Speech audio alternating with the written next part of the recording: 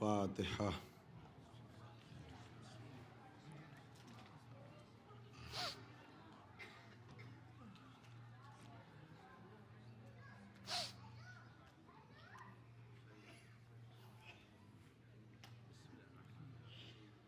لا حول ولا قوة الا باللہ العلی العظیم۔ اعوذ باللہ من الشیطان اللعین الرجیم۔ بسم اللہ الرحمن الرحیم۔ الحمد للہ رب العالمین، والصلاة والسلام علی سیدنا الانبیاء والمرسلین، سیدنا و نبینا و شفیعنا ابی القاسم محمد وآلہ الطیبین الطاہرین المعصومین المظلومین المنتجبین۔ اما بعد فقد قال رسول اللہ صلی اللہ علیہ وآلہ وسلم، بسم اللہ الرحمن الرحیم۔ یا علی حبک تقوی والایمان وبغضک کفر والنفاق۔ صلوات۔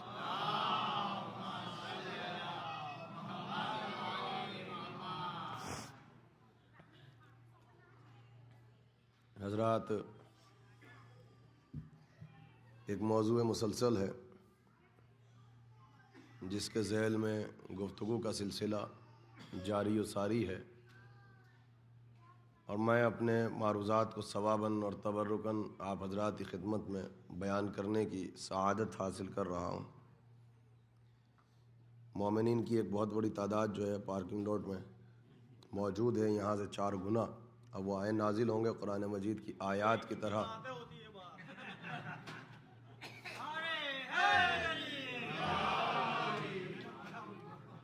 پہلے مجلس شروع سے نہیں سنتے، پھر جب سمجھ میں نہیں آتی تو سوال کرتے ہیں کہ شروع میں کیا پڑھا تھا۔ یہ سب سے بڑا مسئلہ۔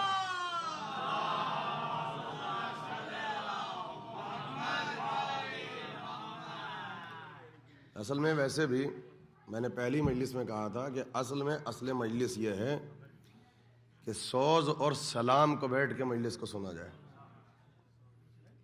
اس لیے کہ جس آخر امام کا تذکرہ آپ بار بار سننا پسند کرتے ہیں، اور ہر خطیب سے آپ کی خواہش ہوتی ہے کہ تبرکاً ان کا تذکرہ ہو، تو جب وہ آئیں گے تو وہ بھی یہ نہیں سنیں گے، وہی سنیں گے۔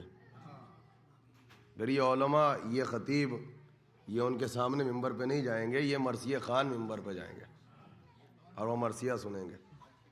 لہٰذا میں نے پہلے بھی کہا تھا کہ یہ اصل میں سوز اور سلام کو نہ سننا۔ دیکھیے، میں جتنی آپ سے محبت کرتا ہوں اتنا میں ممبر سے کمنٹس بھی کرتا ہوں۔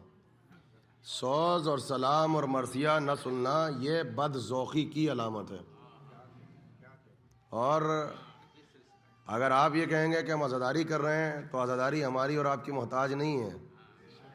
دنیا کا کوئی مذہب ایسا نہیں ہے جو عزاداری امام حسین میں پارٹیسپیٹ نہیں کر رہا ہے، بس ایک فرق ہے، وہ صرف عزاداری کرتا ہے، آپ عزاداری کو اس کی تہذیب کے ساتھ کرتے ہو۔ اسے یہ نہیں پتا کہ پہلے صلوات ہوتی ہے، پھر سلام ہوتا ہے، پھر سوز ہے، پھر مرثیہ، پھر مجلس، پھر زیارت، پھر ماتم۔ اس کے پاس یہ تہذیب نہیں ہے، ورنہ گریہ وہ بھی کرتا ہے۔ آپ کو جو بزرگوں نے سینہ بسینہ ٹرانسفر کیا ہے وہ عزاداری ٹرانسفر نہیں کی ہے، عزاداری کی تہذیب ٹرانسفر کی ہے۔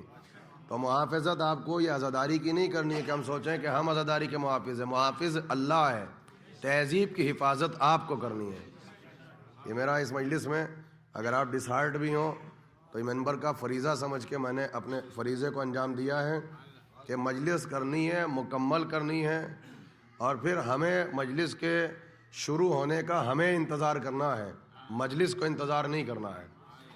اس لیے کہ جب آپ آتے ہیں، داخل ہوتے ہیں، جا کے روایت پڑھ لیں۔ میں تو روایت اور آیت کے آئینے میں گفتگو کرتا ہوں، میں لفاظی نہیں کرتا، تب بھی سید سجاد آپ کا شکریہ ادا کرتے ہیں چہرہ دیکھ کر، اور جب آپ یہاں سے نکلتے ہیں تب بھی آپ کا شکریہ ادا کرتے ہیں۔ تو لہٰذا اب آپ جانیں اور آپ کا یہ کام جانیں۔ ایک صلوات پڑھ دیں مل کے محمد والے محمد۔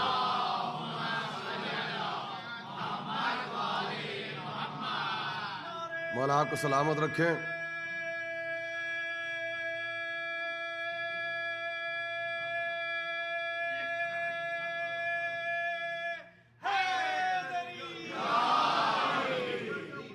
مولا آپ کو سلامت رکھیں، آپ بیدار ہیں اور مجھے آپ کی سماعتوں پہ بھروسہ ہے۔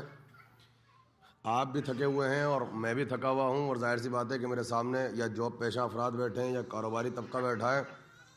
دو شکلیں ہوتی ہیں مجلس میں کہ یا تو میں روایتی مجلس پڑھوں اور اتر جاؤں، اور کچھ لوگ جیسے ثواباً آتے ہیں میرا ہاتھ بھی چومیں گے اور شکریہ بھی ادا کریں گے اور چلے جائیں گے، لیکن میں سوال ضرور کروں گا کہ سیکھا کیا۔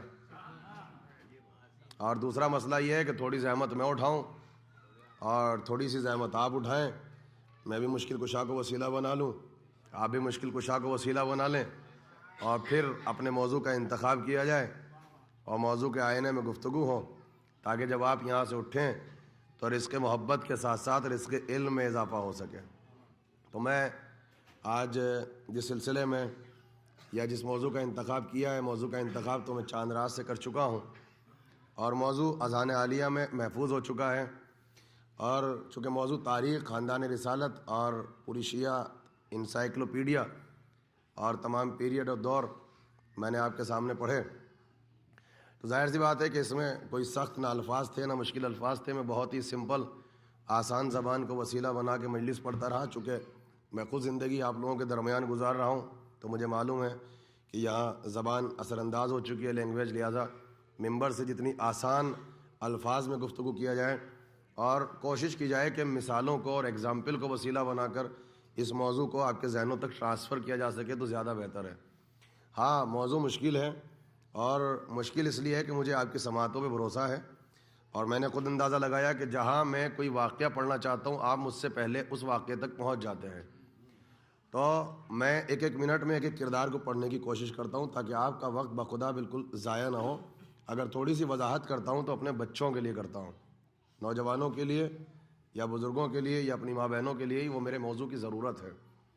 آج تاریخ کے سلسلے میں نے جس کردار کا انتخاب کیا ہے، تاریخ اسلام کا بہت حساس اور سینسٹیو کردار ہے، اور دیکھیے بالکل جب میرا مجمع بھی تھکا ہوا ہے اور میں بھی تھکا ہوا ہوں تب میں نے موضوع کا انتخاب کیا۔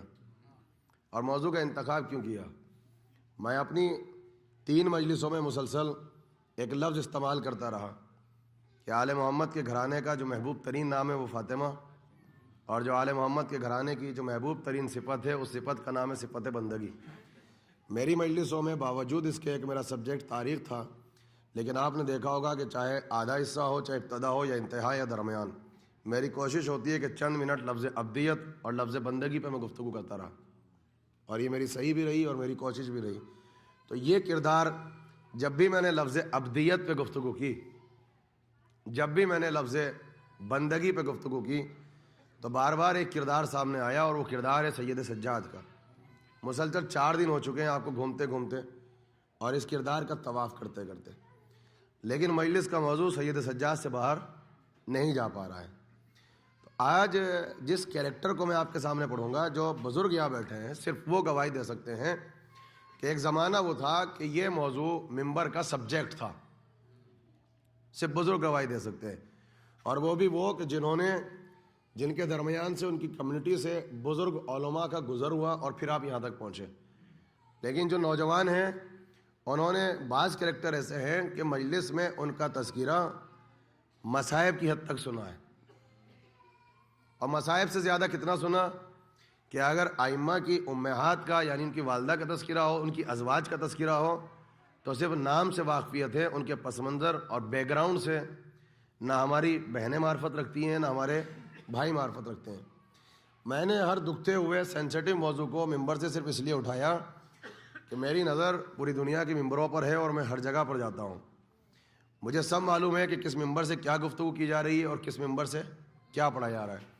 میں جو ایک لفظ بار بار آپ کے سامنے پڑھ رہا تھا کہ جب ائمہ کے سلسلے میں گفتگو کی جائے تو اپنی زبان کو لگام دی جائے، اس کا سبب یہ ہے کہ میں ہر روز کچھ لیکچرز کو فالو کر رہا ہوں، اور وہاں باقاعدہ ڈیسائیڈ کر کے ریفرنس کے ساتھ گفتگو کی جا رہی ہے کہ مولا علی نے اپنے بیٹوں کے یہ نام رکھے، اپنے بیٹوں کے یہ نام رکھے۔ اب سمجھ میں آیا آپ کی کہ میں نے اس سبجیکٹ کا انتخاب کیوں کیا۔ میں کئی دن تک اس پلیٹ فارم کو میڈیا بنا کر پوری دنیا میں اور خصوصیت سے ان اسکالر کو پیغام دیتا رہا جن کی آواز میرے کانوں میں آ رہی ہے 3 محرم سے لے کے 8 محرم تک، اور وہ گفتگو کر رہے ہیں کہ علی نے اپنے بیٹے کا یہ نام رکھا، اور انہوں نے تہمت بھی لگائی تو کسی اور زوجہ پر نہیں لگائی، ام البنین پر لگائی، یعنی وہ ام البنین کہ ازواج مولا متقیان میں جو بی بی جناب فاطمہ سے سب سے زیادہ محبت رکھتی ہوں، اور جو یہ کہہ کے وصیت کر کے جائیں بیٹے سے کہ خبردار فرزند زہرا کے سامنے کبھی ان کو بھائی نہ کہنا بلکہ وہ آقا ہے وہ غلام، تو وہاں یہ کہنا کہ ام البنین نے اپنے بیٹوں کا نام وہ رکھا جو خلیفہ اول کا تھا اور خلیفہ دوم کا تھا اور سوم کا تھا۔ اچھا ایسی کیا مودت اور محبت ہے بھائی کہ تینوں کا نام رکھ دیا، 4 تو ٹوٹل بیٹے ہیں، اب اتفاق سے ایک ہی بچا چونکہ وہ کربلا میں ہے، نامور کریکٹر ہے تو اس کا نام نہیں بدل سکتے تو ایز اٹ از رکھ دیا عباس۔ تو میری آواز اگر وہاں تک جا رہی ہے تو یہ بہت بڑی تہمت ہے، ممبر سے پڑھا جا رہا ہے، اور نوجوان اور ہماری بہنیں متاثر ہو رہی ہیں چونکہ ان کی لینگویج میں گفتگو کی جا رہی ہے۔ اگر میں آپ کو کسی ایک کتاب کا ریفرنس دوں گا تو میری بات کا وزن ہلکا رہے گا، تو آئیے اس کا ریفرنس یہ ہے کہ میں پہلی کتاب رکھوں گا آپ کے جعفری سینٹر میں اس فرش پہ، اور آخری کتاب پہنچے گی وہاں تک۔ ہر کتاب سے میں ریفرنس دے دوں، عباس کے بھائی کا نام جعفر ہے، اور سوال مولا علی سے کیا کہ آپ نے جعفر کیوں رکھا، تو ایک ہی جواب دیا کہ 12 برس اپنے بھائی سے جدائی کو میں نے برداشت کیا ہے۔ مجھ سے پوچھو کہ بھائی کی جدائی کیا ہے، وہ حبشہ میں ہے، میں مکی اور مدینے میں ہوں۔ پھر پوچھا کہ یا علی یہ بتائیے کہ آپ نے اپنے بیٹے کا نام عباس کے دوسرے بھائی کا نام سنیے ام البنین نے کیا رکھا، ان کا نام عبداللہ ہے۔ کہا یہ عبداللہ کیوں نام رکھا، کہا تم یہ سمجھتے ہو کہ عبداللہ صرف رسول کے باپ ہیں، اس سے پہلے عبداللہ میرے چچا ہیں۔ میں اس خاندان کی روایت بتانا چاہتا ہوں کہ اس خاندان پر ہم پر اس تاریخ میں چچاؤں کا کچھ احسان ہے، ان چچاؤں کے احسان کو یاد رکھو۔ اس کے بعد باخدا اس ممبر پہ بیٹھا ہوں، ہاتھ رکھ کے کہتا ہوں علی نے اپنے بیٹے کا نام عمران رکھا تھا، دشمنوں نے عداوت یہ دکھائی کہ الف اور نون کو ہٹا دیا اور اس کو خلیفہ ثانی سے مختص کر دیا عمران، تو تاریخ نے یہ کہا اور مولا علی سے سوال ہوا کہ چونکہ میرے باپ کا نام قرآن میں عمران تھا اور سب نے اس عمران کو بھلا دیا اور اس کی کنیت کو یاد رکھا، تو میں چاہتا ہوں کہ خصوصیت سے میرے بیٹے کو تم کنیت کے ساتھ نہیں عمران کے نام سے یاد کیا کرو تاکہ تاریخ میں میرے باپ کا نام زندہ رہے۔ جہاں پر بھی علی نے اپنے بیٹے کا نام عمر رکھا وہاں زبر کو پیش کر دیا، جہاں پر بھی علی نے اپنے بیٹے کا نام عمیر رکھا وہاں تاریخ نے یہ کو ہٹا دیا، جہاں بھی تاریخ میں علی نے اپنے بیٹے کا نام عمران رکھا وہاں سے الف نون کو ہٹا دیا۔ میں 3 محرم سے لے کے 9 محرم تک 2 سینٹروں سے ڈائریکٹ انڈائریکٹ میسج بھیج رہا ہوں نزا خانوں تک، یہ غلط پڑھا جا رہا ہے، تہمت ہے۔ ابھی بھی اگر کوئی شخص میری بات کو نہیں مانتا تو آپ مجھے بتائیے کہ آپ ہر مجلس میں اپنے معصوم کی سیرت کو کیوں سننا چاہتے ہو؟ اس کا ایک سبب ہے کہ آپ اس کو اپنا آئیڈیل سمجھ کے اس کو فالو کرنا چاہتے ہیں۔ تو اب اگر علی نے اپنے 3 بیٹوں کے نام 3 خلیفہ پر رکھے تو آپ کے گھر میں جو بیٹا پیدا ہو اس کا وہی نام رکھو، تب تو سیرت پہ عمل ہوگا۔ آپ اپنے مولا کی سیرت پہ تبھی تو عمل کریں گے کہ وہ نام رکھو جو علی نے نام رکھا، اور کہیے کہ علی کی سیرت پہ عمل کر رہے ہیں۔ اب نہ یہاں ریفرنس کی ضرورت ہے نہ تاریخ کی ضرورت ہے۔ اگر آپ کی زبردستی یہ ہے کہ یہ نام تھا تو بھائی ٹھیک ہے تھا، ہماری کیا پرابلم ہے، ہمارے عقیدے پہ اثر نہیں پڑتا۔ تم پیش سے پکارو ہم زبر سے پکار لیں گے، تم الف نون سے پکار لو ہم عمران پکار لیں گے، ہمارا کیا جاتا ہے، ہم تو نسبت علی سے دے رہے ہیں، ہمارے لیے تو کافی عباس کے بھائی ہیں، ہمارے لیے تو اتنا کافی ہیں۔ لیکن ہم اگر اپنے ائمہ کی کسی سیرت کو پڑھتے ہیں تو پھر اپنے ائمہ کو اپنے لیے آئیڈیل سمجھتے ہیں اور اس کے مطابق اپنی زندگی گزارنا چاہتے ہیں۔ تو اب اگر تمہاری نظر میں علی کی سیرت آئیڈیل ہے تو بچہ جو گھر میں پیدا ہو اس کا نام وہی رکھنا، یہ آپ کو جواب ہے۔ ایک صلوات پڑھ دیں مل کے محمد والے محمد، یہ جواب میں نے کوٹ کرا دیا اس مجلس میں۔ بہت ہی جلدی مجھے اس مجلس میں معروضات کو پیش کرنا ہے، اور پھر جو علماء کی خاص روایت رہی ہے کہ اس دن کچھ چیزیں ہوتی ہیں جن کا تعلق امام بارگاہ سے ہوتا ہے، مجھے اس کی طرف توجہ دلانا ہے۔ لیکن تاریخ کا ایک حساس کریکٹر، بہت ہی سینسٹیو کریکٹر ہے، اور خصوصیت سے ہماری ماں بہنیں اور نوجوان ضرور سنیں اور ابتدا سے سنیں۔ تاریخ میں اس کریکٹر کا نام ہے جناب شہر بانو۔ کتنے لوگ گئے ہیں فارس میں ایران میں زیارت کے لیے؟ تقریباً بہت بڑی تعداد جا چکی ہے، کچھ ابھی گئے کچھ اب جائیں گے۔ جو نہیں پہنچے خدا ان کو جلد از جلد جنت کے اس ٹکڑے کی زیارت سے مشرف ضرور کریں۔ دیکھیں مشہد کے لیے یہ روایت ہے کہ جب قیامت آئے گی تو خالی زمین کا وہ ٹکڑا ہوگا جسے ایز اٹ از اٹھایا جائے گا، ایز اٹ از، اور بالکل ایسے اٹھا کر اسے جنت میں رکھ دیا جائے گا. تو یہاں تک ائمہ کی وہ ہے کہ اگر تم زندگی میں کبھی منت مان لو کہ اگر ہمارا یہ کام پورا ہو گیا تو ہم جنت کی چوکھٹ کو بوسہ دیں گے, اور اس کی منت پوری ہوئی, وہ خلیفہ کے دربار میں پہنچا تو خلیفہ نے کہا تیرے کوڑے لگیں گے, تو نے ایسی منت کیوں مانگی؟ تو وہاں پر ائمہ نے کہا کہ نہیں, ایک دروازہ ہوگا, ایک دربار ہوگا, ایک صحن ہوگا کہ اگر کسی بھی انسان نے اپنی زندگی میں شاہ خراسان کی چوکھٹ کو بوسہ دیا, تو ہر امام کی حدیث ہے شاہ خراسان کی چوکھٹ کو بوسہ نہیں ہے, جنت کے 7ویں دروازے کی چوکھٹ کو بوسہ ہے. تو ہم میں سے جتنے لوگ ہیں, ائمہ کی روایت ہے, ہم میں سے جتنے لوگ وہاں زیارت سے کر کے آئے انہوں نے جنت کی ایک چوکھٹ کو بوسہ دے دیا. اسی لیے ہر معصوم نے کہا کہ جس نے امام رضا کی زیارت کی اور چوکھٹ کو بوسہ دیا اس کے اوپر جنت واجب ہے. کیوں؟ چونکہ اسے اسی مقام پہ رکھا جائے گا اور یہ ٹکڑا ہے جسے ایز اٹ از اٹھا کے جنت میں لے جائیں گے. تو یہ پس منظر آپ کے سامنے رہیں. تو جب ہم وہاں پر جاتے ہیں تو جیسے آپ تہران سے گزرتے ہیں قم کے لیے, تو درمیان میں وہ کوہ ہے پہاڑی جہاں پر جناب شہربانوں کا مزار ہے. اب سنیے آپ, جناب شہربانوں بی بی ناپید کی ہمارے یہاں بزرگوں میں نظر ہوا کرتی تھی, اور یہ اتنی شدت کی اتنی بڑی نظر ہے کہ دنیا کا چاہے جتنا بڑا اہم کام اس زمانوں میں ہوتا تھا, جتنی بڑی مشکل ہوتی تھی, آج بڑے بڑے اعمال بتائے جاتے ہیں, لیکن علماء کو جو سیرت ائمہ نے بتائی کہ دنیا کا چاہے جتنا بڑا کام کیوں نہ ہو, جناب شہربانوں سے منت مانے آپ. لیکن منت کا مزہ کب ہے؟ پہلے معرفت تو حاصل ہو جائے.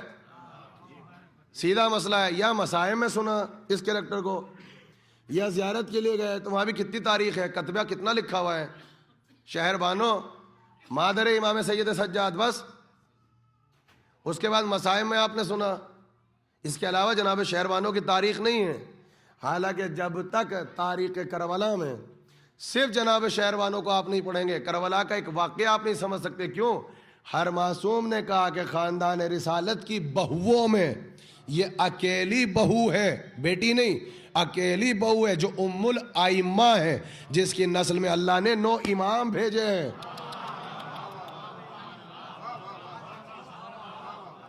ورنہ سب اس خاندان کی بیٹیاں ہیں, چاہے فاطمہ ہو چاہے فاطمہ بنت حسن.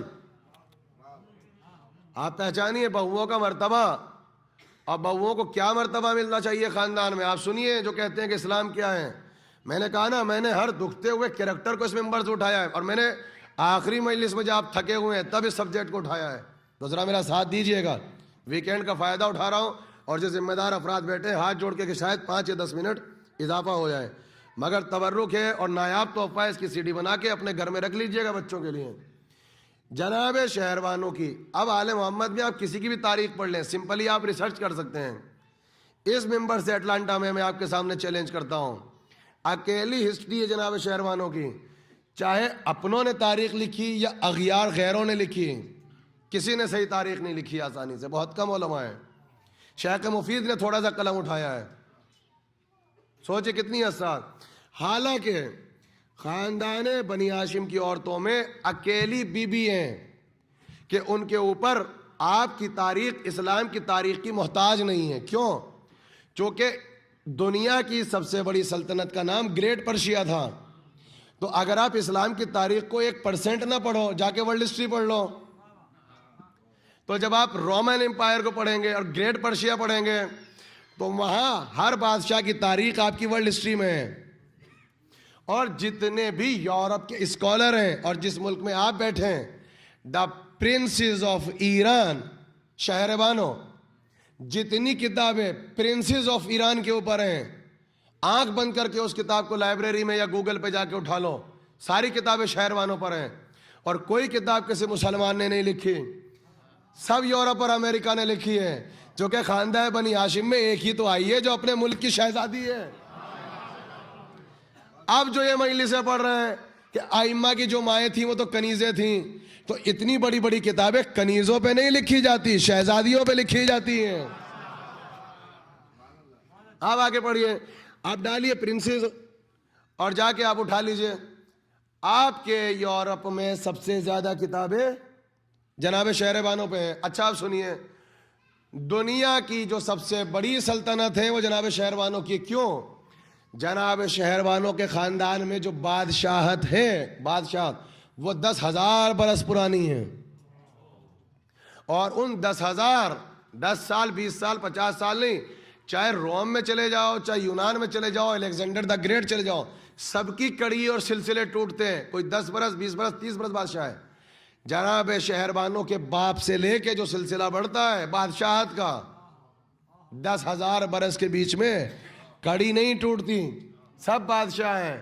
اور یاد رکھیے گا، چاہے چانکیہ کا زمانہ ہو، اس زمانے میں بھی جو بادشاہ جناب شہربانوں کا خاندان ہے.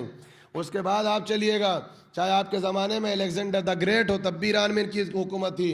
چاہے آپ سقراط کا زمانہ ہو، ارسطو کا، افلاطون کا، ایرسٹوٹل، پلیٹو، سوکریٹس، جتنے زمانے گزرے ہیں، رومن امپائر ہو، جتنی گریٹ پرشیا میں جتنے بادشاہ گزرے ہیں، سب حضرت شہربانوں کے اجداد، فادر، گرینڈ فادر ہیں. اور تاریخ کہتی ہے حضرت نوح کے پوتے حضرت ادریس سے آپ کا سلسلہ ہے. اور اولاد حضرت ادریس نے فارس کو بسایا تھا. ان کے ایک بیٹے کا نام، حضرت نوح کے ایک بیٹے کا نام سام تھا، ایک کا نام سام تھا جس کی نسل سے رسول اللہ تھے. ان کے ایک بیٹے کا نام کیومرس تھا، ان کے ایک بیٹے کا نام سیامک تھا. ان کی نسل سے چلتے چلتے وہ بیٹے پیدا ہوئے، ایک کا نام فارس ہے، ایک کا نام عجم ہے. تو امام حسین اور جناب شہربانوں کی شکل میں اللہ نے کئی ہزار برس کے بعد اولاد نوح کو آپس میں ملا دیا. مرج البحرین یلتقیان. سنیے، بہت حساس تاریخ آپ سنیں گے. کائنات میں آپ جائیے، لفظ بادشاہ پہلی مرتبہ جو استعمال ہوا ہے، کوئی بھی تاریخ اٹھا لو، آپ کوئی بھی اٹھا لو ورلڈ ہسٹری میں، لفظ بادشاہ دنیا میں پہلی مرتبہ شہربانوں کے خاندان میں استعمال ہوا ہے. یہ حضرت سیامک جو تھے، انہوں نے فارس کو بسایا تھا اور وہاں کی حکومت رکھی تھی. اور ان کے پاس وہ موتی تھا جناب شہربانوں کے پاس، جو 10,000 برس سے چلتا آ رہا تھا. اور وہی موتی تھا جو منہ دکھائی میں جسے کہتے ہیں کہ جب ہوتا ہے سلامی میں امام حسین کو ملا تھا. اور وہ موتی ایسا تھا کہ دنیا کی چاہے رومن امپائر ہو، چاہے گریٹ پرشیا ہو، اس موتی کی کوئی قیمت نہیں لگا سکتا تھا. کربلا میں وہی موتی امام حسین کے پاس تھا جو لوٹا ہوا، جس کے سہارے بنی امیہ کی حکومت چلی ہے اور اسی کے سہارے بنی عباس کی حکومت چلی ہے.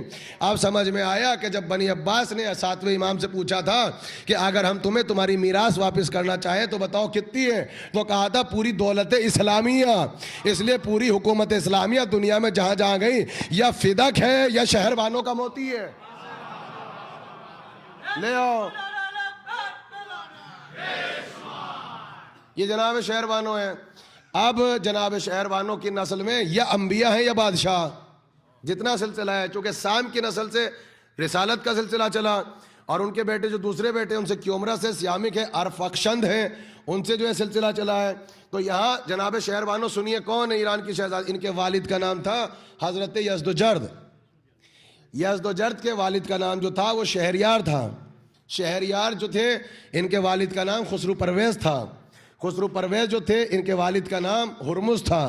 جو ہرمز تھے ان کے والد کا نام نوشیروان عادل تھا. پورا سلسلہ دیکھیں، لائیے نا کسی کا شجرہ.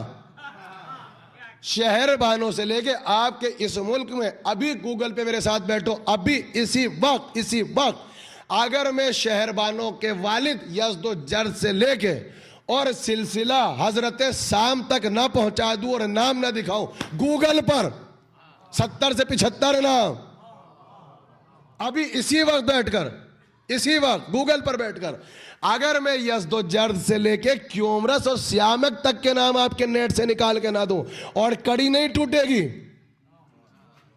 تو لائیے آپ کسی کا اتنا قداور شجرہ. یہ شجرہ صرف شہربانوں کا ہے.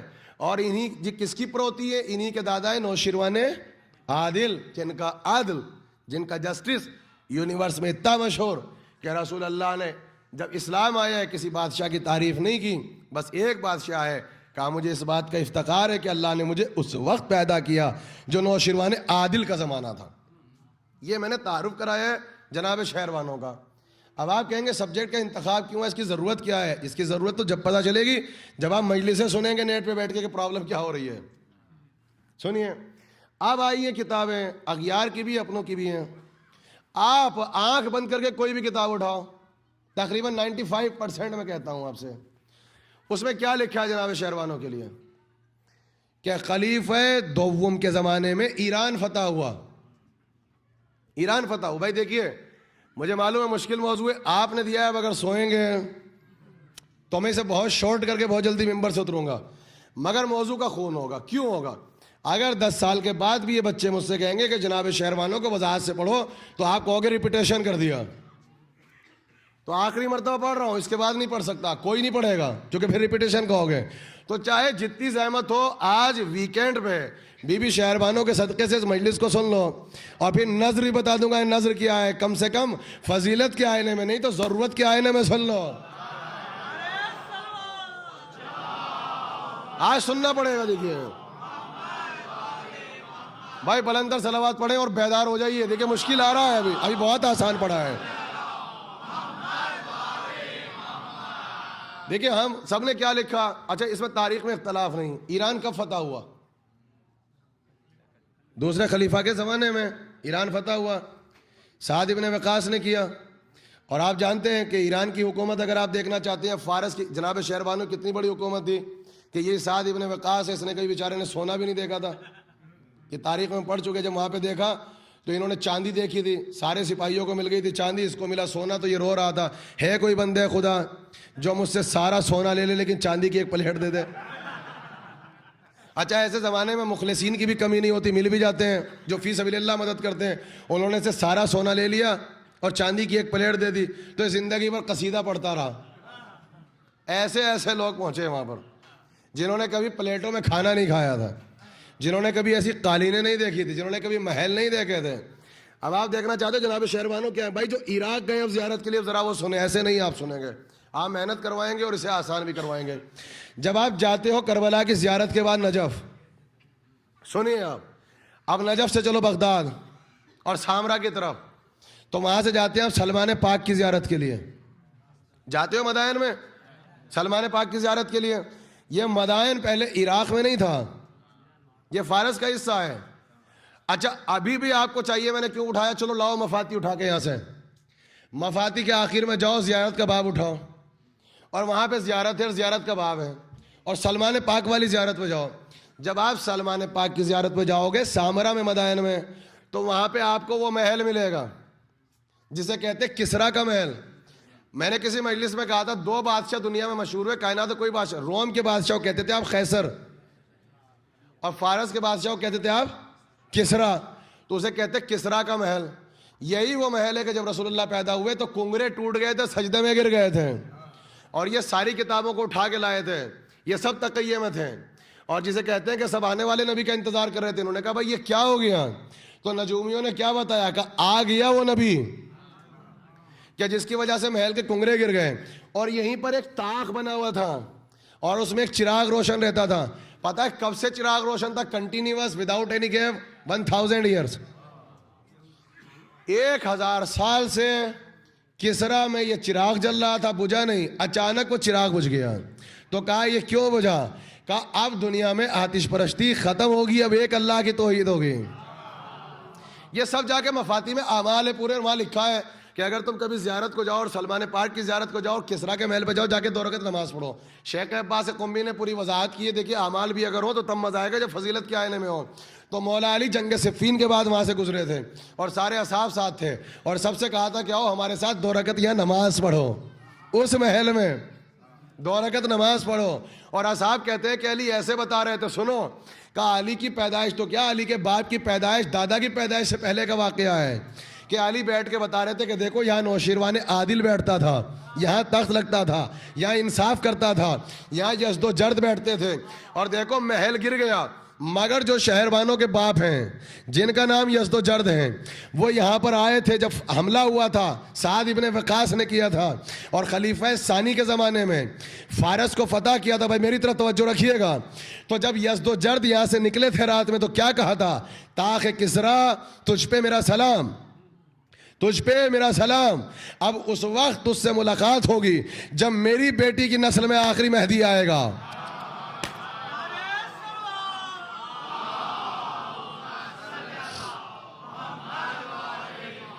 یزد و جرد کہہ رہے ہیں, شہروانوں کے باپ کہہ رہے ہیں طاق کسرا تجھ پہ میرا سلام, اب تجھ سے اس دن ملاقات ہوگی. جا رہے مگر عقیدہ ہے رجت پر, کہ جب رجت ہوگی تو صرف بیٹا نہیں آئے گا, ہم بھی آئیں گے. اللہ اکبر اللہ اکبر.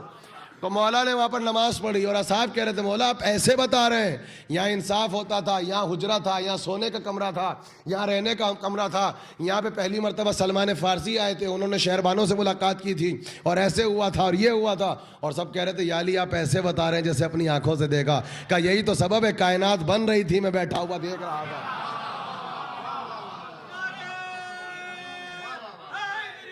سنیے اب یہ کہتے ہیں اچھا ساری تاریخوں نے بہت بڑی مس انڈرسٹینڈنگ پیدا کر دی. بھائی سنو آپ, اچھا ہم مانتے ہیں دوسری خلافت کے پیریڈ میں فارس فتح ہوا, بالکل ٹھیک ہے, اور دیکھیے کتنے حملے ہوئے, سب کچھ ہوا, پورا کسرا کا محل ٹوٹ گیا, وہ در باقی ہے. اور اگر اس کی تصویر بھی آپ دیکھیں وہ جھک رہا ہے, ایسا لگتا ہے ابھی گرے گا, لیکن گرے گا نہیں, اور اس وقت تک نہیں گرے گا جب تک کہ آخری امام نہ آ جائے. اچھا پھر ان کی مرضی ہو گرائیں یا نہ گرائیں, نانیال کا معاملہ ہے, بھائی ان کے گھر والوں کا معاملہ ہے, ہم اور آپ کون ہوتے ہیں, ہم تو غلام ہیں. اب وہ آگے بھی گرائیں یا نہ گرائیں, آپس کا اپنا معاملہ ہے, فیملی میٹر ہے, وہ جانے اور ان کی نانیال جانے, ہم کون ہوتے ہیں. کہا کہ صاحب یہ آئے, انہوں نے کیا فتح, آپ سنیے. جب فتح کیا تو کہا کہ یزدوجرد کو انہوں نے مار دیا, جب مار دیا تو شہربانوں کا کنیز بنا لیا. یہی پڑھتے ہیں نا سب تاریخ, آرو بن گئی قیدی, اور انہیں قیدن بنا کے, دیکھیے آپ پڑھتے ہیں اس لیے علماء, لے آئے مدینے میں. اور جب مدینے میں آئے, اب تکبیر چینل پہ جاؤ, تدبیر جو ہے طاہر القادری نے یہی کہہ کے توڑا ہے آپ کی کمر کو, اور اب سر جھکا کے بیٹھے ہیں, سب یورپ میں سر جھکا کے بیٹھے ہیں. یہ کیا کہہ گیا, کیا کہا ہے اس نے, کہا کہ تم ہمارے دوسرے خلیفہ کا کچھ بھی احسان نہ مانو, ایک احسان تو ماننا پڑے گا, تم تو کیا ہو, تمہارے ہم امام کو احسان مند ہونا پڑے گا. کیوں, کہا اگر ہمارے دوسرے خلیفہ نہ ہوتے ہیں تو علی کی بارگاہ میں وہ تحفے میں شہربانوں کا نہ دیتے ہیں, اور شہربانوں کا نہ دیتے تمہارے چوتھے امام پیدا نہ ہوتے ہیں, اور چوتھے امام پیدا نہ ہوتے تمہاری نسل کا آخری امام نہ آتا. اب دیجئے آپ جواب جا کے, اور ساری تاریخ اٹھا کے رکھ دی اس نے آپ کی, کہہ رکھی آپ کی تاریخ. کہا آپ کہتے ہیں عداوت تھی اور اختلاف تھا, وہ آپس میں تشیر و شکر تھے, کہا ایک احسان تو ہے تمہاری امامت پر. اب یہ تاریخ ہے, یہ تاریخ کیا لکھی کہ آ گئی, اور خلیفہ دربار سے جا کے کھڑے تھے اور ان کے بال کھلے تھے, اور وہ کھڑی تھیں, اور لوگ کنیزی کی بولی لگا رہے تھے کہ ہم خرید لیں, اور کچھ اصحاب تھے کہ خلیفہ کا رحم اور کرم ہماری طرف ہو جائے اور ہمیں دے دیں اور ہم اپنی کنیزی میں لے جائیں. اور سلمان فارسی دروازے پہ کھڑے تھے, اور ان کے ذہن میں رسول اللہ کی وہ حدیث تھی کہ اگر کسی بادشاہ کو تم فتح کر لو تو ان کی عورتوں کو قیدی نہ بناؤ, ان کے ساتھ بادشاہوں جیسا سلوک کرو. یہ حدیث تھی خیبر کے بادشاہ کے لیے, مسلمان چرا کے لے آئے شہربانوں کی طرف. کہاں سے اٹھائی, مرحب کے پاس سے حدیث اٹھائی, اس کے لیے کہا تھا خبردار جو وہاں کا بادشاہ ہے ان کی عورتوں کو قیدی نہیں بناؤ, بادشاہوں کے سلوک کو اٹھا کے چپکا دی شہربانوں پہ. کہا سلمان فارسی دوڑتے ہوئے مولا علی کے پاس روتے ہوئے گئے, کہا رسول اللہ کی حدیث ہے, اور وہ فارس فتح ہو گیا, اور یزدوجرد کی بیٹی شہربانو آئی ہے, اور مولا علی آئے دربار میں تڑپتے ہوئے, اور کہا رسول کی حدیث ہے تم کنیزی میں نہیں دے سکتے. کہا پھر کیا کریں, کہا کہ رسول نے کہا تھا کہ اگر بادشاہ کو فتح کر لو ان کی بیٹیاں آئیں کنیزی میں تو ان سے پوچھو جو ان کے معیار اسٹیٹس کے مطابق ہوں تو ان سے ان کا نکاح کر دو, جس کو اپنی چوائس سے پسند کریں. اور دوسرے خلیفہ کو علی کی بات پسند آئی, اور پھر شہربانوں سے کہا کہ آپ کسی کو پسند کر لیجئے, اور وہاں علی نے کہا کہ اگر تم اجازت دو شہربانوں تو ہم تمہارا نکاح اپنے بیٹے حسین سے کرا دیں. اور شہربانوں نے پسند کر لیا حسین کو, اور حسین سے نکاح ہو گیا, اور جب نکاح ہو گیا تو چوتھے امام پیدا ہو گئے. یہ ہے واقعہ, یہ ہے واقعہ, یہ پورا واقعہ ہے. یہ عداوت آل محمد میں, عداوت فاطمہ میں پورا قصہ گھڑا گیا ہے. اور میں نے کیا کہا, ہر واقعے کے سلسلے میں, ہر بیوی کے سلسلے میں آپ کوشچن کریٹ کر سکتے ہیں. اکیلی ہے پرنسز جس کے سلسلے میں کوشچن نہیں ہے. عقل کی باتیں کرو بھائی, عقل کی باتیں کرو. اس لیے کہتے ہیں, میں نے پہلی مجلس میں کہا تھا, یہ جو آپ تاریخ سن کے گمراہ ہو, تاریخ سے تاریخ لو, عقیدہ نہیں. تاریخ کا کام ہے تاریخ بیان کرنا. اب دیکھیں یہاں تک تو یہ مشکل ہے, اب آ گئی آسان منزل. اب سنو جتنے بیٹھے ہیں یہاں پر, اور ایکوریٹ سسٹم بتاؤں گا میتھمیٹکس سے آپ کو میں. مجھے ایمان سے بتائیے, پہلی تو تہمت یہ کہ آپ نے رکھا ہوا شہربانوں کو, یہاں شہربانوں کا تو کوئی نام ہے ہی نہیں. یہ جو ہر تاریخ میں ہر راوی نے عربوں کی ہر کتاب میں لفظ شہربانوں استعمال ہوا, شہربانوں نام ہی نہیں ہے. یہ تو خطاب ہے, شہربانوں تاریخ ہی میں نہیں ہے. نہ شیعوں سے ثابت کر سکتے ہو, نہ اہل سنت سے, نہ یورپین ہسٹری سے. آپ شہربانوں ثابت کر دیجئے, شہربانوں ہے ہی نہیں. اچھا آپ جو کہہ رہے ہیں دو آئی ہیں، ایک شہر بانو آئی ہے، گیہان بانو آئی ہیں، اور جو گیہان بانو تھیں ان سے علی نے پوچھا کہ آپ کا کیا کریں، یہ شہر بانو جو چھوٹی ہیں بالکل ٹھیک ہے، گیہان بانو ہے ان کا نام. تو کہا کہ انہوں نے پسند کر لیا محمد ابن ابی بکر کو، بالکل ٹھیک ہے. مولا علی نے خود نکاح کرایا ہے گیہان بانو کا، جو امام حسین کی سالی ہیں، جناب شہر بانو کی سسٹر ہے سگی چھوٹی. کس سے ہوئی شادی؟ محمد ابن ابی بکر سے. مولا نے پالا ہے بھائی، مولا نے بیٹا کہا ہے. اب آپ کی سمجھ میں یا خاندان نہیں دیکھا جاتا، کیریکٹر دیکھا جاتا ہے. یہاں سگا چچا بھی ہو تو کہہ دیتا تھا تبت یدا ابی لہب وتب، اور دشمن کا بیٹا بھی ہو تو کہا جاتا ہے تو میرا بیٹا ہے. تو آپ دیکھیے گا یہ ہے محمد ابن ابی بکر. شادی کس سے ہوئی؟ گیہان بانو سے. بیٹا کہاں پیدا ہوا؟ ان کا نام ہے حضرت قاسم. وہ حضرت قاسم ہے جن کی ایک بیٹی پیدا ہوئی، ان کا نام ہے فروہ. یہ وہ والی ام فروہ نہیں ہے بھائی، یہ وہ ام فروہ ہے جن کا عقد ہوا تھا 5ویں امام سے. اب کرو ثابت کہ ہر امام کی بیوی ہے. ان حضرت نے جو بھی پڑھا ہے انہوں نے ہر امام کی بیوی کو کہا ہے کہ سب افریقہ سے آئی ہیں، حبشہ سے، ہر امام کی بیوی، اور ان سے امامت چلی اور سب کنیزی میں آئی ہیں. یا ہم بتاتے ہیں اسپین سے کون آیا تھا، مصر کی شہزادی کون تھی، فارس کی شہزادی کون تھی. ہم سے تاریخ لو نا، جا کے پڑھو. اور میں تو آپ کے سامنے دیکھیے، میں بالکل آپ جانتے ہیں ممبر پہ جذباتی نہیں ہوتا، چونکہ میں تو خود کہتا ہوں تاریخ سے تاریخ لو عقیدہ نہیں. میں پہلے اہل سنت کی تاریخ پڑھتا ہوں، اہل تشیع کی، اور آخر میں اسلام کی تاریخ کو بالکل بائی پاس کر کے ورلڈ ہسٹری پہ آ رہا ہوں. اور میں نے گوگل پہ آپ کو چیلنج کیا، اکیلی شہر بانو ہے سلسلہ ملاؤ نا یہ اسدوجر سے، اگر کیومرس سے سام تک نہ پہنچا دو اور فوٹو اسٹیٹ لگا کے گھر پہ نوٹس بورڈ پہ چپکا کے رٹ لو، سارا سلسلہ ہے. دیکھیے ایکوریٹ سسٹم لے جائیں بچہ بچہ. ہمارا کوئی اختلاف نہیں ہے کہ فارس فتح ہوا ہے دوسرے خلیفہ کے زمانے میں. مجھے اتنا بتاؤ کون سی ہجری میں فتح ہوا؟ آ جائیے 16. دیکھیے یہ ہے مجلسوں کا فائدہ. 16 ہجری میں ہو گیا، 16 ہجری میں ہو گیا. امام حسین پیدا کب ہوئے؟ 4 ہجری. 4 کو بھی جب تاریخ ہسٹری میں ہسٹورین لکھتے ہیں تو کہتے ہیں شعبان. کون سا مہینہ؟ 8واں 9واں شروع ہو گیا ہے. تو اسے بھی کر کے کہتے ہیں کہ آ جاتی ہے 3 مہینے کے بعد 5 ہجری. اسی لیے ہسٹورین جب آپ بحث کرتے ہیں تو وہ لکھتے ہیں 4 اور 5، تو آپ اسے 5 مانیں گے. 16 ہجری میں امام حسین کتنے برس کے ہیں؟ 11 برس کے ہیں. شادی دکھا دی 11 برس میں. خاندان رسالت میں شادی دکھا دی ہے آپ نے امام حسین کی 11 برس میں. مجھے لا کے تاریخ قسمت میں دکھائیے. چلیے 11 برس. اب آئیے آپ امام حسین کی پہلی شادی ورلڈ ہسٹری سے نکالنا، یہاں سے نہیں، اپنی نہیں لانا. پہلی شادی کس سے ہے؟ جناب شہر بانو سے. پہلی شادی جو تاریخ نے بھی لکھا ہے کہ دولہا بنے، اور باقاعدہ علی نے دولہا بنایا ہے. ایک ہی تو سلسلہ ملتا ہے جب باقاعدہ دولہا بنے، بارات گئی ہے اور مسند پہ بیٹھے ہیں اور باقاعدہ بڑے اہتمام کے ساتھ پوری بارات، چکے باپ زندہ ہے ابھی، اور شادی بھی ہو رہی ہے ایک پرنسس سے. اچھا ٹھیک ہے، پہلی بیوی کون؟ ورلڈ ہسٹری سے پوچھو شہر بانو. پہلا بیٹا کون ہے حسین کا؟ اور زین العابدین پیدا کب ہوئے؟ 38 میں. اب مجھے جھوٹے سے جھوٹے حیرہ غیرہ ابو ہریرہ کی روایت لگاؤ کہ 28 برس امام حسین لا ولد رہے.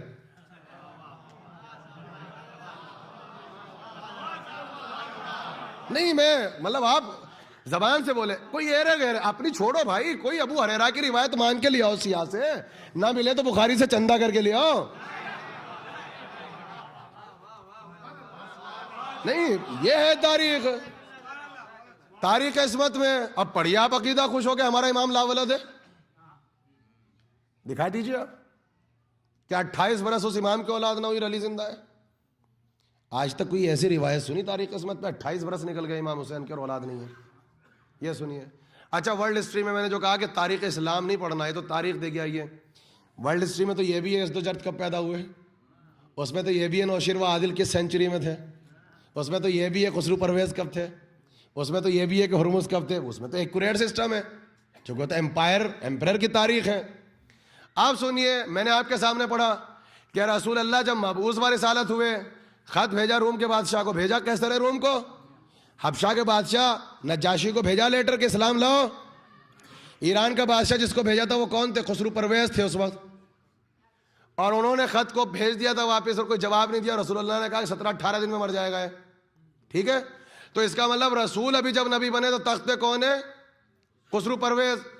تو ابھی تو رسول موجود ہیں، نبی بھی بن گئے، 40 برس کے بعد خسرو پرویز ہے، اور خسرو پرویز کے بعد ابھی تو کون آئیں گے؟ شہریار آئیں گے، اب ان کی حکومت چلے گی، اور شہریار کے بعد ابھی جسے کہتے ہیں کہ کون آئے گا؟